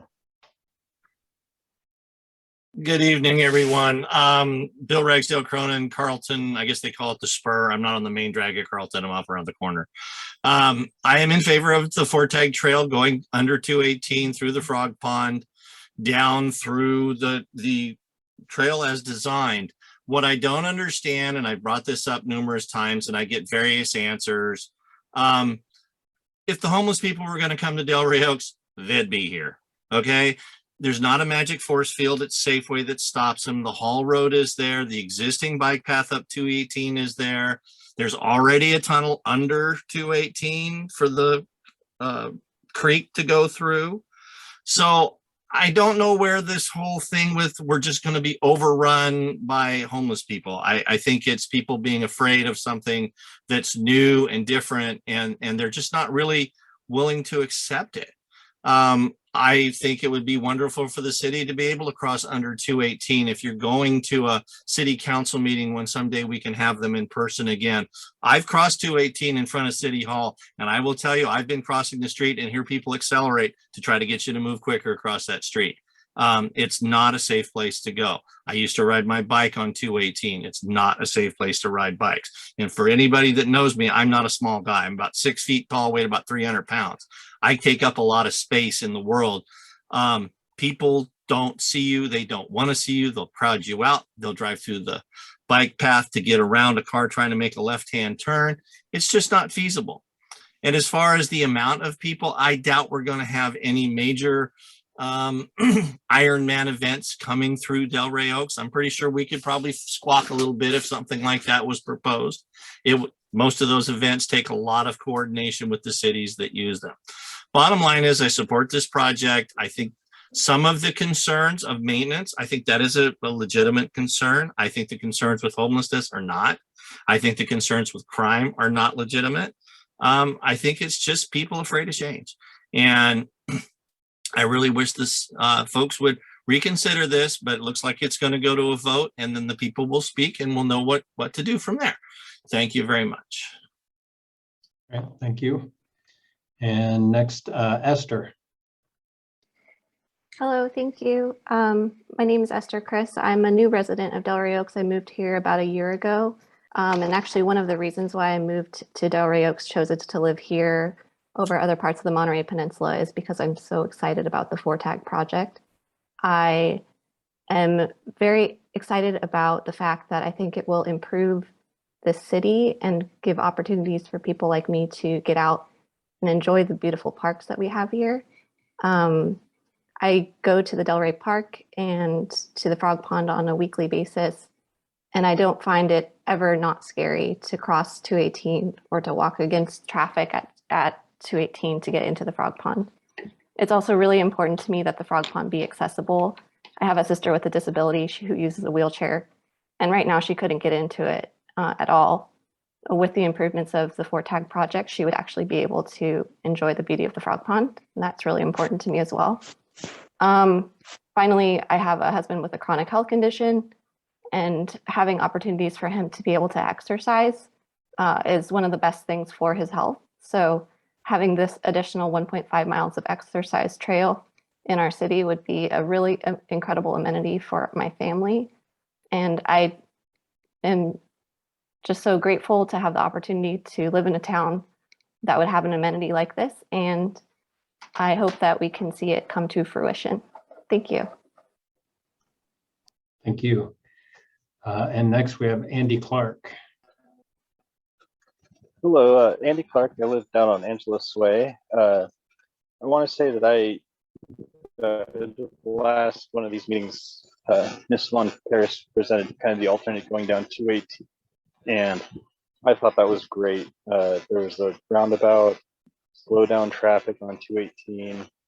You know, I don't know if it all needs to go down. Maybe at the park or the tennis courts, you could shoot down that path and go with it. So I think that there's some that needs to be considered a little closer. Also, if the path does go down Angeles, they've said absolutely nothing's going to be on Angeles. Well, something needs to be on Angeles to keep the trespassers out. During the most recent cleanup, the park cleanup, I contacted the city and said, hey, I'm concerned. I don't want people trespassing on my property going down there. And I'm sure the city staff passed that along to the volunteers. And wouldn't you know, you go out there, there's people climbing down in my creek, and I'm concerned about liability I have for that. So I think there does need to be some issues addressed about keeping people out of people's yards and off driveways. Have a bridge that's could be construed as an attractive nuisance, and if someone falls down, who's going to be held liable? Me. So I want those things addressed, and I can't wait till we can get city council meetings back in person, because I think you lose something when you can't be there to see everyone. So hopefully, I know Newsom just signed that, hey, you go back to in-person meetings. So hopefully we can get back to that. Thank you. Okay, thank you. And Gary Krieger. Hello. Thanks for the chance to speak with everybody. It's been a great meeting. Lots of good information, lots of good back and forth. I just wanted to throw my 2 cents in. You know, much has been made about the sales pitch from supporters of FORTAG. I don't dispute the enthusiasm of many Delray Oaks residents, but I do disagree a little bit with the characterization of that enthusiasm as just a sales pitch. A significant amount of studies and research have been analyzed in developing the possible benefits for FORTAG. Sometimes people talk about, well, those studies were, 10, 20, 30 years ago. And I guess My reply is, yeah, some of them are, but what's amazing is the consistency over that length of time with what these studies tell us. And pretty consistently, they tell us the same thing over and over. Obviously, no one can predict the future, but all we can do is just look at what's happened in other cities and jurisdictions when the trails were built and use this data, and there's a lot of it, to help inform our decisions. As already been noted, several positive outcomes consistently, and it's just a few of them are borne out by the data. Crime rates go down, and that's proven over and over again. Not always, but there's no instance that I've found of them going up. They go down, or they stay the same. They go down because there's more eyes on the trail, and that's the same reason why the unhoused population is controlled. There's more eyes. People are typically going to go places where there's less visibility. Home prices do tend to increase. Home prices wouldn't go up if there were problems. They go up simply because trails increase the desirability and they bring benefits to the people living there. And they become popular. I read a couple of articles recently where there are two different cities where residents made them put up a fence before they would build a trail. And within 2 years, they came back to the city in both these cities and they said, take the fence down. We want to get to the trail. And so it does seem as though after it's built, people get over the initial fears and they really do enjoy them and they do enjoy the benefits. Again, you don't take my word for it. You can go to those safe trails, dro.com, and you can go read all the studies. Well, not all of them, they're not all there, but there's a lot of studies there. Do your own Google searches. Again, look at the data. Our decisions need to be data-based. That's the bedrock approach of risk management. Okay, DL residents have been shown they're eager to be good partners. Most recently, we were strong supporters for Monterey Bay Community Power, for Measure X, Measure J. FORTAG provides us another opportunity to demonstrate that we're standing by and ready to be good neighbors with peninsula neighbors. And thank you very much. Thank you. And next we have Michael Douglas. Hello, can you hear me? Yes, we can. Okay, thanks. Yeah, I have a very short question, and it's just they're really dealing with the unhoused and homeless folks. And the question is that we've had two sides of the argument here. One side says that that we're not going to invite any other homeless, any additional homeless folks into our community, and probably a very cogent argument from the lady with significant police experience was that that she has seen a great deal of or a significant increase in homelessness in this kind of situation. So the question is, how do we as residents know what to believe? And perhaps you'll answer that later, I guess, but either way, that's my question. Thank you. Great, thank you. And Karen, I don't know if you see, I don't see any more hands raised. Oh, got one more. Okay. Scott Morgan.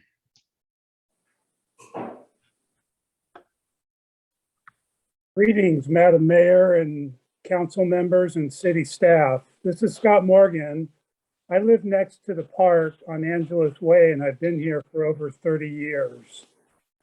It's time for these meetings to be held in person. I do know some elderly, non-techie people that can't attend, so it'd be nice to go back into person. I haven't asked much of the city over the years, but when I have, I've been disappointed. As a matter of fact, I'm disappointed in all departments of the city, the council, police, and public works. My requests go unanswered. Please listen to your voters on this current FORTAG alignment and make sure it doesn't happen. We're not against bike paths. We're just against bike paths on a residential street.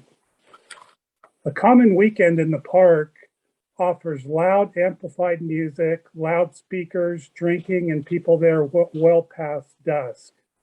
It's common to see people relieving themselves behind the dumpster, both number 1 and number 2, right out of my front window. The gates are left open past dusk and not opened in the AM. I was just notified that a person was in a tent behind my house 2 weeks ago. So that shows you the homeless are already migrating here. Patrols have decreased during the day and night. When the park is rented, I don't see an officer all day. Now officers are asked to patrol more areas. I just don't see it. 95% of the people on Angeles Way are against the path. Isn't that enough right there? I'm very disappointed that out-of-towners can weigh in on this measure. They won't have to deal with traffic and gridlock situations for the next 2 to 4 years that the problems of path construction will offer. So I think we ought to see more police on the street daily, and bike path studies are a wash. People tell me that values will go up, crime goes down. I can find 5 that say just the opposite. So I don't think that has a lot to do with anything. So please finally listen to me and over the 400 voters that the path is not for us. The street is fine just the way it is on Angeles. And we don't need to pave into the park or any of that kind of stuff. So listen to the voters and please do what's right. Thank you. Thank you, Scott. And next we have Veronique. Actually, can I give my spot to Kathleen Weiber, who has been waving her hand and is trying to get your attention, and I can speak after her. Sure, yeah, that would be great. Thank you. And Kathleen, you're going to need to unmute yourself. Didn't see a button for hand raising. That's okay. I was going to open it to everyone. Go ahead. I just had, some of it might fall into your question category. I would like to comment that I don't think the trail is going to reduce the auto traffic one bit. So I agree with, or disagree with Karen's assessment about that. I would like, if someone has an actual recent example of how just monitoring will decrease the vagrant or homeless use of an area when it starts to show up or become a problem. I don't know of any, and it doesn't mean there aren't any, but I don't know of anything that's been successful in the last couple of years. I think I might have misunderstood. I think again, it was Karen or mentioned something about the Frog Pond Trail bikes would be prohibited. And I'm certain I misheard that because it's for the bikes. Would it be a possibility that the dirt part of the trail that we use now would still be available and not be populated with bikes and e-bikes and carts of various kind? I don't know if that's in the plan for the current trail to be there for pedestrians or not. And I thought I heard someone say that the route through and around the Frog Pond, parts of it were still undecided. I wonder if that's true. And I did not understand much about the drawings about the switchbacks or exactly where they were. She said it was the west side of the park the switchback would be in, but from what I could see, and the streets weren't named, it looked like maybe it was the east part that is going to be opened up with a switchback. If anyone can elucidate those items for me, I'd appreciate it. Thank you. Great, thank you. And now Veronique. Thank you. Can you hear me okay? Yes. All right. I just wanted to say the petition does not stop FORTAG. It's really just asking residents to vote on whether they want to have a voice in this decision regarding the Del Rey Oaks portion of the project as it's currently designed. And I want to say I am an avid bike rider who rides to Fort Ord regularly, and I support the project in general. But what I cannot get behind is this intrusion of the regional rec trail through the fragile habitat of the frog pond and on our small residential streets. A project that's already advertised on the FORTAG website, and I quote, as having a lot of potential for special events. The Grand Coastal Loop is just over a marathon. Cycling events are another option. The trail is an ideal potential component of the Sea Otter Classics Grand Condo. I can only imagine these events at the Frog Pond, on our streets. A marathon is the whole loop of FORTAG. So I don't know how they would avoid the streets if they want to do that. There's also a flyer that was distributed this weekend that read that the new entrance will only go 100 feet into the western corner of the frog pond. I think it's a little misleading because they're only referring to phase 1, and we all know that the next phases will have to bring the entire path through the entire frog pond with another underpass under Jim Moore. And that's already shown in the brochures that are published by TMC and FORTAG, where you're clearly seeing the bike trail goes through the entire frog pond. So saying today, telling people it's only going 100 feet into the frog pond, I'm sorry, but it's misleading. Phase 1, yes, maybe, but all of the next phases are connected because FORTAG in its name is going to Fort Ord. How do you go from Fort Ord, from the frog pond via Jim Moore? You go through the entire frog pond. So that's another thing I wanted to say. And just the thought of having e-bikes zipping through the frog pond is just kind of an appalling thought to me. It's like bringing the bike equivalent of a freeway into a fragile habitat, and it will completely change the frog pond as we know it. Another thing I wanted to say is 416 is not a small number, even though people keep on referring to us as small and vocal. I just want to say, please give respect to the people who disregard with your opinions. And I think that the going to the ballot will allow everybody to have a clear idea about what people really want in a very democratic process. So I look forward to being able to cast my vote in. Thank you very much. Thank you. And I apologize in advance, but is it Itana? Yes, that's how you pronounce it. Thank you.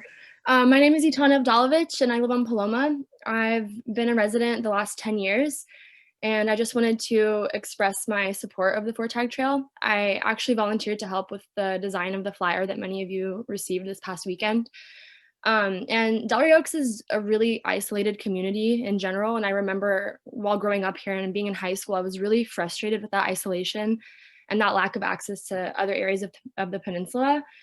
Which is a big reason why I'm all for it. And I also find the current situation for crossing Highway 218 incredibly dangerous. And while many have voiced that all it takes is common sense for crossing, sometimes simply leaving things up to common sense isn't really enough to keep people safe. So overall, I think FORTAG is a really great and safe opportunity for residents to connect with not only Delray Oaks, but also the rest of the peninsula. Thank you.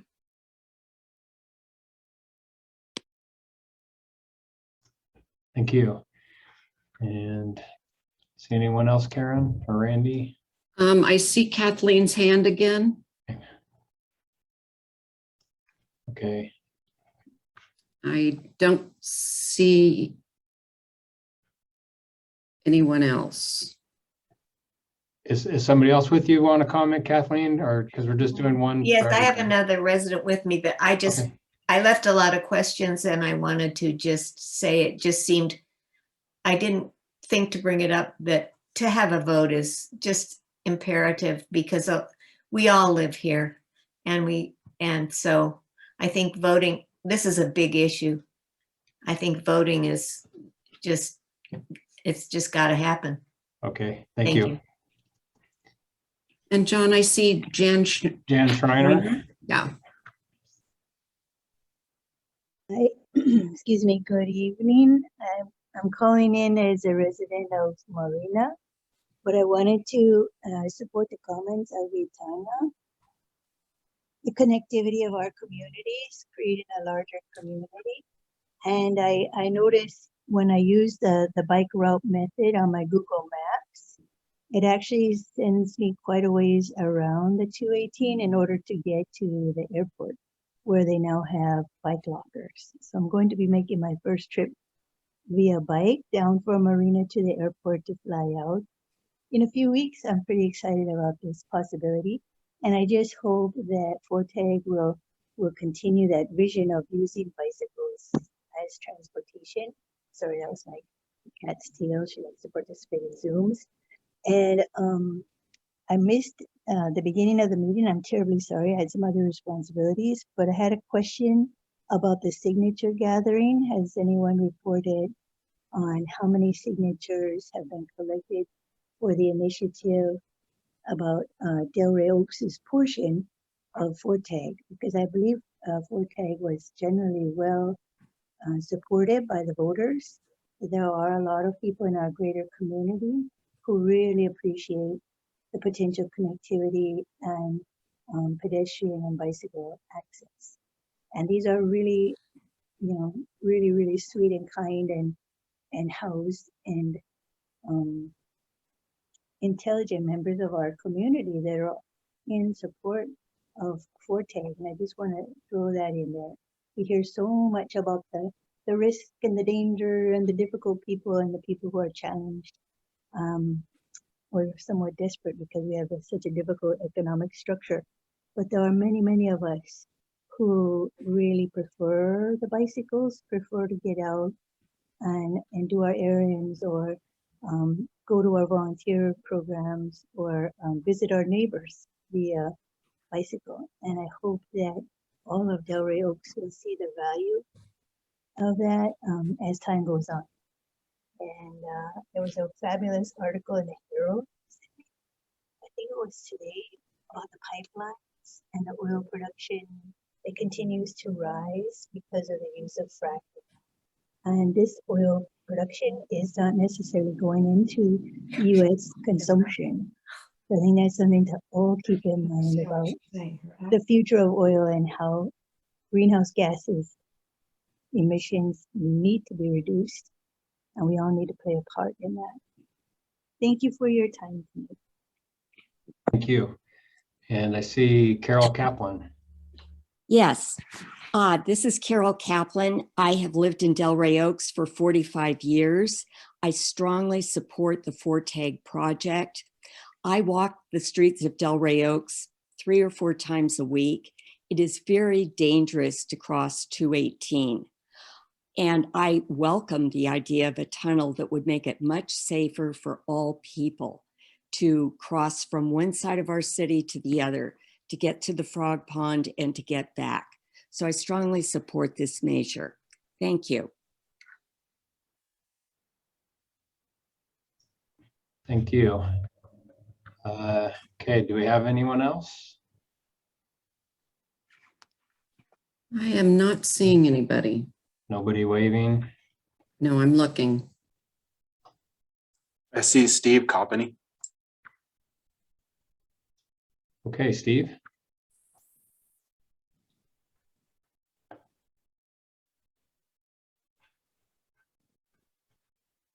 You there, Steve? It looks like we can't hear him.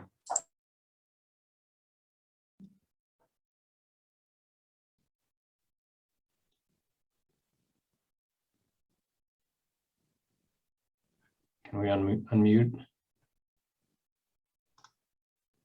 Oh, we still can't hear you, Steve. You're still on mute, Steve. Yeah, it looks like he's in audio issues. Okay, anyone else while we're waiting for Steve?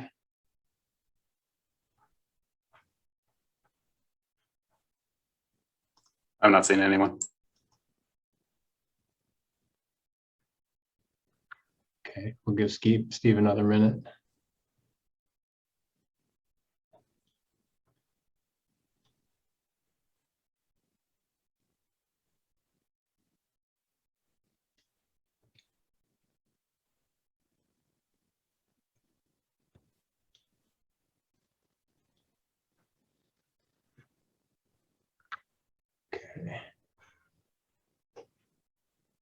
Still can't hear you, Steve, sorry.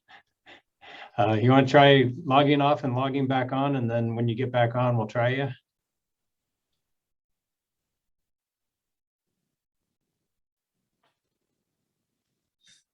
Okay, anyone else while we're waiting for Steve?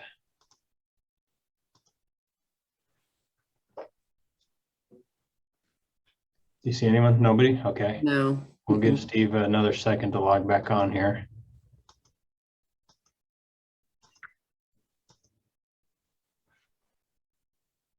There's a facility in the drop video drop down on the bottom of the screen that you can test his mic. You can test his mic. Maybe that'll help him.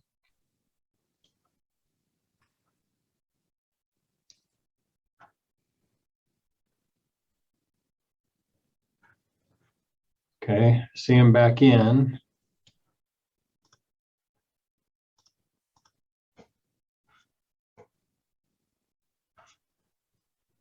He has to unmute. There you go. Nope, still muted.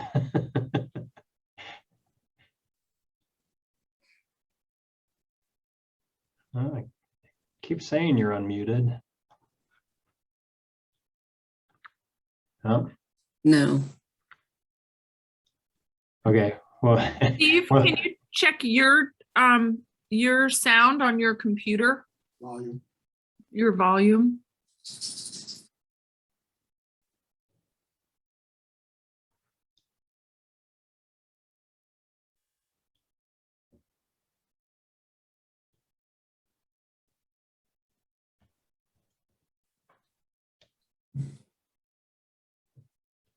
maybe try calling in on the phone number.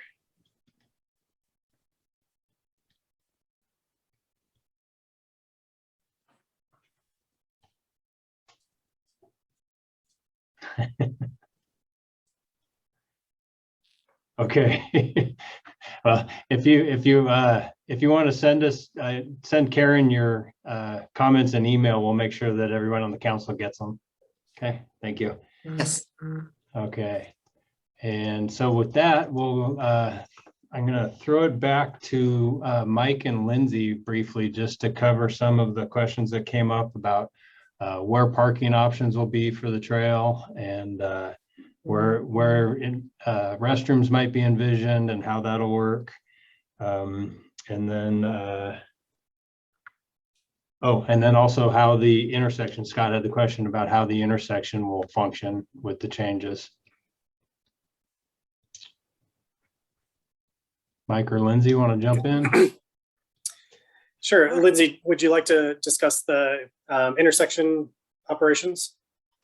Sure. Let me share my screen again. Oh, wrong screen. All right, so the intersection operations at 218 in North Fremont Street with the bulb out, not allowing right on red. We did take a look at that option because, again, that would be a safer option for pedestrians and bicycles, but the operational analysis, right now we are not proposing to prohibit a right on red. So rights on red will still be allowed. And that is why we have set the crosswalk back from the existing curb ramp, or from the existing intersection. So you can see there's more of a gap on this side than there is on this side. And that's to allow right turning vehicles to be able to, look to their left, make sure that there's a gap for them to be able to get into and then cross. And if there is a bike or pedestrian there's enough room to stop and stage before crossing the improvements. I think that is all I had about this intersection. There, I have quite a few questions written down, but Mike, did you want to take on any of the other ones, or I'll let you lead and I will chime in. Sure. So about there's a question about parking for the trail. There's existing parking currently near Work Memorial Park, also by the the tennis courts. So the project itself is not adding any additional parking, but there's existing parking areas where people could drive to and park to access the trail. Similarly, for restroom facilities, the project is not providing additional restroom facilities, but there are current facilities at Delray Park that would be available for use. And Mike, with that, there was also a question about refuse and garbage pickup relating to trash cans on the trail. As of now, we have not dedicated or we have not identified specific locations where trash receptacles may or may not be located. But is there anything else that you wanted to add on that? Well, just related to the question of maintenance and the responsibility for maintaining those receptacles, and the trail itself would fall to the underlying jurisdictions where the trail runs through. So in these portions of the trail through the city, that would be with Delray Oaks. For the portions in Seaside or the Parks District, it would fall with those agencies. Hey, Mike, Jeff Hoyne, Delray Oaks, if I may. Yes, please. If I can assist you with that. So that would fall to us in our Public Works Department and our great Public Works Supervisor, Ron Fucci. We already have some trash receptacles along the majority of the trail, so it wouldn't change much. There might be a couple additional ones for refuse pickup, but we already patrol that area and clean up the trash along that existing unimproved bike trail. And then Lindsay, I think there was another question, Mike or Lindsay, about the existing trail that goes through the park and how pedestrians and bicycles would interact through that portion of the trail. Yes. So, go ahead, Mike, if you. Well, just that the existing trail through the Frog Pond would stay as it currently is today. Bikes are currently prohibited in the Frog Pond, and that would still be the case with the trail. One thing that we had looked at is that along the switchback where we do provide, Lindsay had mentioned the access from the switchback down to the existing trail. One of the things that we're looking at is providing bike racks in that area as well for people to leave their bikes securely and dismount and then walk into the Frog Pond. There was another question about where this is located, and this is in Frog Pond West. So this is right near the city courtyard on the other side of 218, and not shown on this image, but Carlton Drive, just heading up 218. There is also a question about routes around the Frog Pond and connections with undercrossing at General Jim Moore Boulevard.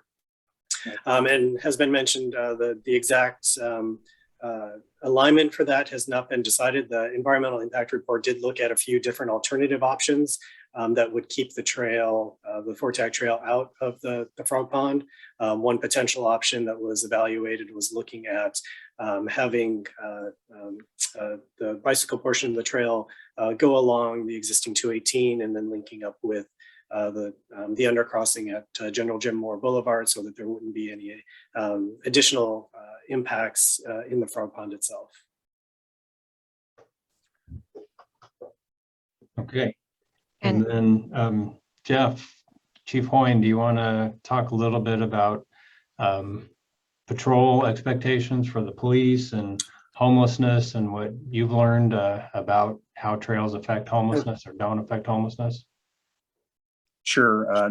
Thanks, John. I apologize. I'm not on video. I live in the middle of nowhere and my Wi-Fi is somewhat limited, so that I can talk today. I'm kind of off camera. There's a couple of points as I'm listening to the conversations. First of all, my experience is not just here in the city of Delray Oaks. I've worked for a large urban sheriff's department of over 700 officers. I've worked at cities of 150 to 200 officers. I worked for the Port of Seattle. And as you probably have seen in national media, there are significant, for the last decade, homelessness issues in Seattle, including parks that the Port of Seattle operated and owned, and was involved in lots of the legal and operational either removal of those encampments and rehousing of those folks who needed housing or services. So I'm actually quite experienced on this over the course of the last 15 to 20 years. I would echo what Bill Ragsdale Cronin said. If homelessness was going to be a problem and illegal encampments were to be a problem, they would be a problem today. We have trails and access to all of the areas that FORTAG will be going through. What we don't have is clear, clean, easy access for the police department to go in those areas. So while you may hear of someone setting up a tent behind someone's house or a homeless encampment in our Fort Ord property, or it was interesting to see that our ATV was viewed as a negative response to these issues. It's actually a success because our public works works closely with our police department. Our city is patrolled numerous times a day. Public works does drive-throughs at the beginning and the ending of his shift. Our police department does drive-throughs. And when citizens let us know where there's an issue with illegal camping or homelessness, we address it. And yes, the laws have changed regarding homelessness, and there's a lot of scary talk. You have to evict these people. You have to do these things. You only have to evict people when they've established residency. Just because somebody puts an illegal tent up and wants to camp in the middle of our park doesn't mean we have to evict them.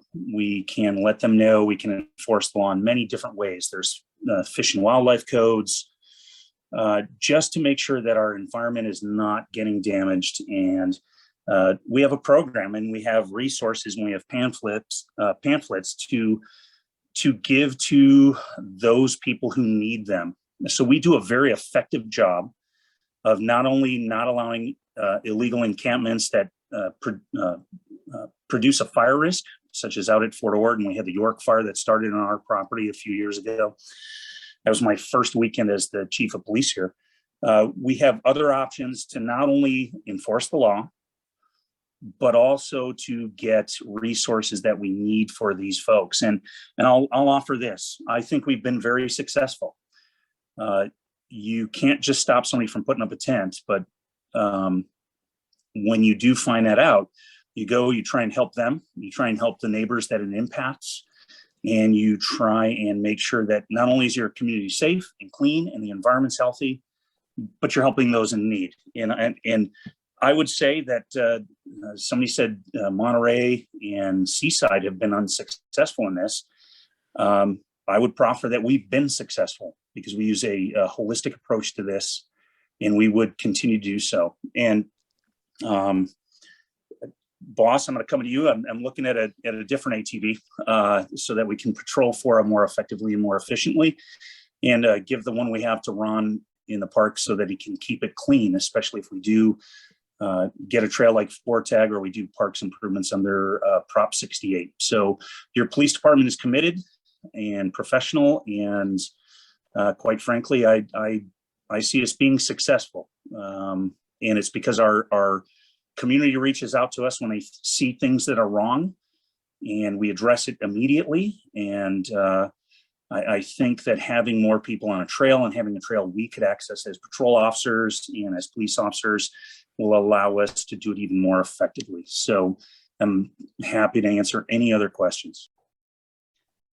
Thanks, Chief. I think also you would agree that the trail gives us access into areas that we don't have access into now, where we have seen not homeless encampment, but homeless use, like down in Work Memorial, down underneath the willows, back behind Safeway. And when you light those areas, that will also discourage folks from setting up a camp in a well-lit area. No, boss, absolutely. And we're working very, I'm a member of the design team with FORTAG and with TAMC, and about every single suggestion I made for security and for visibility and for public safety has been adopted. and for environmental protection. I love the outdoors. I kayak, paddleboard, camp. Just the fact that we're going to look at making Work Memorial a more pristine outdoor educational environmental place is a great opportunity. And they've worked with the city. As the acting city manager, I propose they use the Hall Road, or at least portions of the Hall Road, to mitigate that and to fix the other portions of the Hall Road and to revert it to its natural state. So I think we would have a lot more access, and I think we would have a lot more effectiveness in doing our job as the police department. Right. I would like to say though that Commander Palazzolo is right. Homelessness is an issue that we have to deal with in our community and in the surrounding communities. It's a growing issue. But as the chief mentioned, it requires a holistic approach, and we're dealing with it head on and not ignoring it. And this is just another tool and another situation where we'll be addressing it. And boss, one more thing, if I may. Sure. Another aspect was that the portions of the trail that leave Delray Oaks and go into Seaside along Plumas and in the back of our residents' homes, that's something that we have to be very careful with, because to patrol that, we have to be on the streets of the city of Seaside. And when things happen in Seaside, of course, we'll be glad to be there to assist, but we also want to make sure that the city's liability, coming across something that we don't want to come across, that's dangerous, and addressing it and being good partners with the Seaside Police Department. But we have good relations with the Seaside Police Department. We share a radio channel.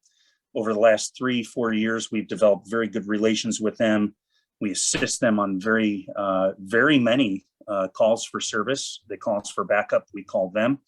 And I think there's a whole lot of room to work with and a whole lot of trust and respect where we can assist them, patrol the back of our residents' property, make sure that those are safe, and address those concerns as and issues as well. And I just, for whoever commented on that, I want you to know that your city's police department is cognizant of that, and will work with Seaside to do just that very thing. Great. And I think that was all the questions that I captured. Did anybody have any that I missed, Lindsay? Yeah, I have a couple. There was one question on who owns the easement behind Quindale, that vacant lot. That is actually not an easement. It's a separate parcel. So from the back of the curb there on the south side of Plumas to the fence line is owned by PG&E. Okay, great. Thank you. And then there was one other question regarding e-bikes, and e-bikes being able to be on the trail. Per the environmental document, it did not outlaw e-bikes, but it indicated that it would be up to each jurisdiction to allow e-bikes or not. So it would be on the city of Delray Oaks to allow that or to not, signing for slower speeds and non-motorized transportation such as bicycles and e-scooters and all of that can definitely be accommodated. Okay, thank you. Then the only other thing that I had was, again, the maintenance budget question came up, and hopefully the council won't hold me to it, but right now I don't see a big impact in our maintenance budget. The majority of the length of the trail that currently goes through the city is already currently maintained by our public works crews. Ron Fucci with assistance with work crews. We're already going through Work Memorial and doing cleanups and keeping the vegetation trimmed back. Same thing with the vegetation along the trail through Delray Oaks Park, and trash pickup and all of the other things that go along with maintenance.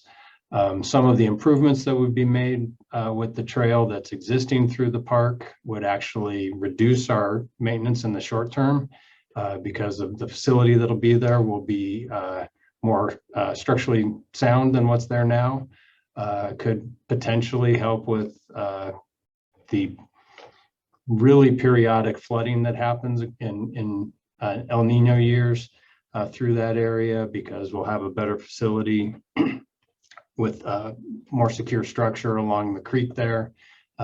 So I think any maintenance that we're talking about is maintenance of the facility itself. And maybe Michael or Lindsay can talk about how long out we would have issues where we're actually having to maintain the facility.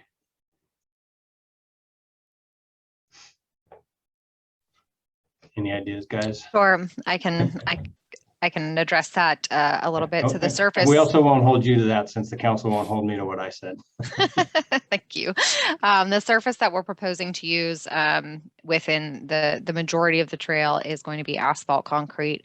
There are portions adjacent to the sidewalk, like in front of Safeway and things like that, where it will be Portland cement concrete or the gray concrete. So the asphalt, generally, you're looking at a rehabilitation from, just a slurry seal and an overlay about every 10 years. And along with that, you'll have to reapply any striping that goes on, that is overlaid. But in general, the striping should not need maintenance. And then the concrete has a longer life of about 20 years. And so the concrete structures will have less maintenance, but the maintenance that needs to occur is a bit more challenging if there's cracking and things like that. But we have design redundancies to minimize that, which are the joints in the concrete, the reinforcement, the materials that we specify. So. In Boss, Jeff, one more time, since I've been part of the design team through this, one of the things to point out is a lot of the more structurally significant impacts, as far as maintenance and making sure that they're low impact and they're taken care of, are not in the city of Delray Oaks. They'll be in other sections that are going to be built in other jurisdictions. Most of the facility in Delray Oaks is going to be flat trail with very limited retaining walls and things like that. So I think that's important to realize. We already maintain, and Ron already maintains, a large section of this trail system. And there's not going to be, when we did a comparison to 218, there's not going to be a lot of retaining walls and things like that that are built in the city of Delray Oaks. And that's what makes this economically feasible. I've heard, quotes of, $8,000 a year per mile, but that's vegetation and that's maintenance and repair. And we already do a lot of that. So I think, 60, 70% of that cost is already worked into our current budget. And we utilize as many cost-saving measures as we can, using county workers from alternative sentencing with the sheriff's department to get value for our dollars with how we maintain our current paths and trails. Great, thank you. Okay, so with that, I think we're done for tonight. I just want to remind everybody that the next step is at the next council meeting. We'll be talking with the council about certifying the signatures and what the next steps are for that. So please tune in for that. That'll be on the 26th at the next council meeting. I just want to thank everybody for your participation. Thank everybody for taking this time to come out. This is a very important process, and it says a lot about our community that you all take the time to come out and talk about what your vision is for the community. So thank you. And with that, unless the mayor has anything to add, I think we're done.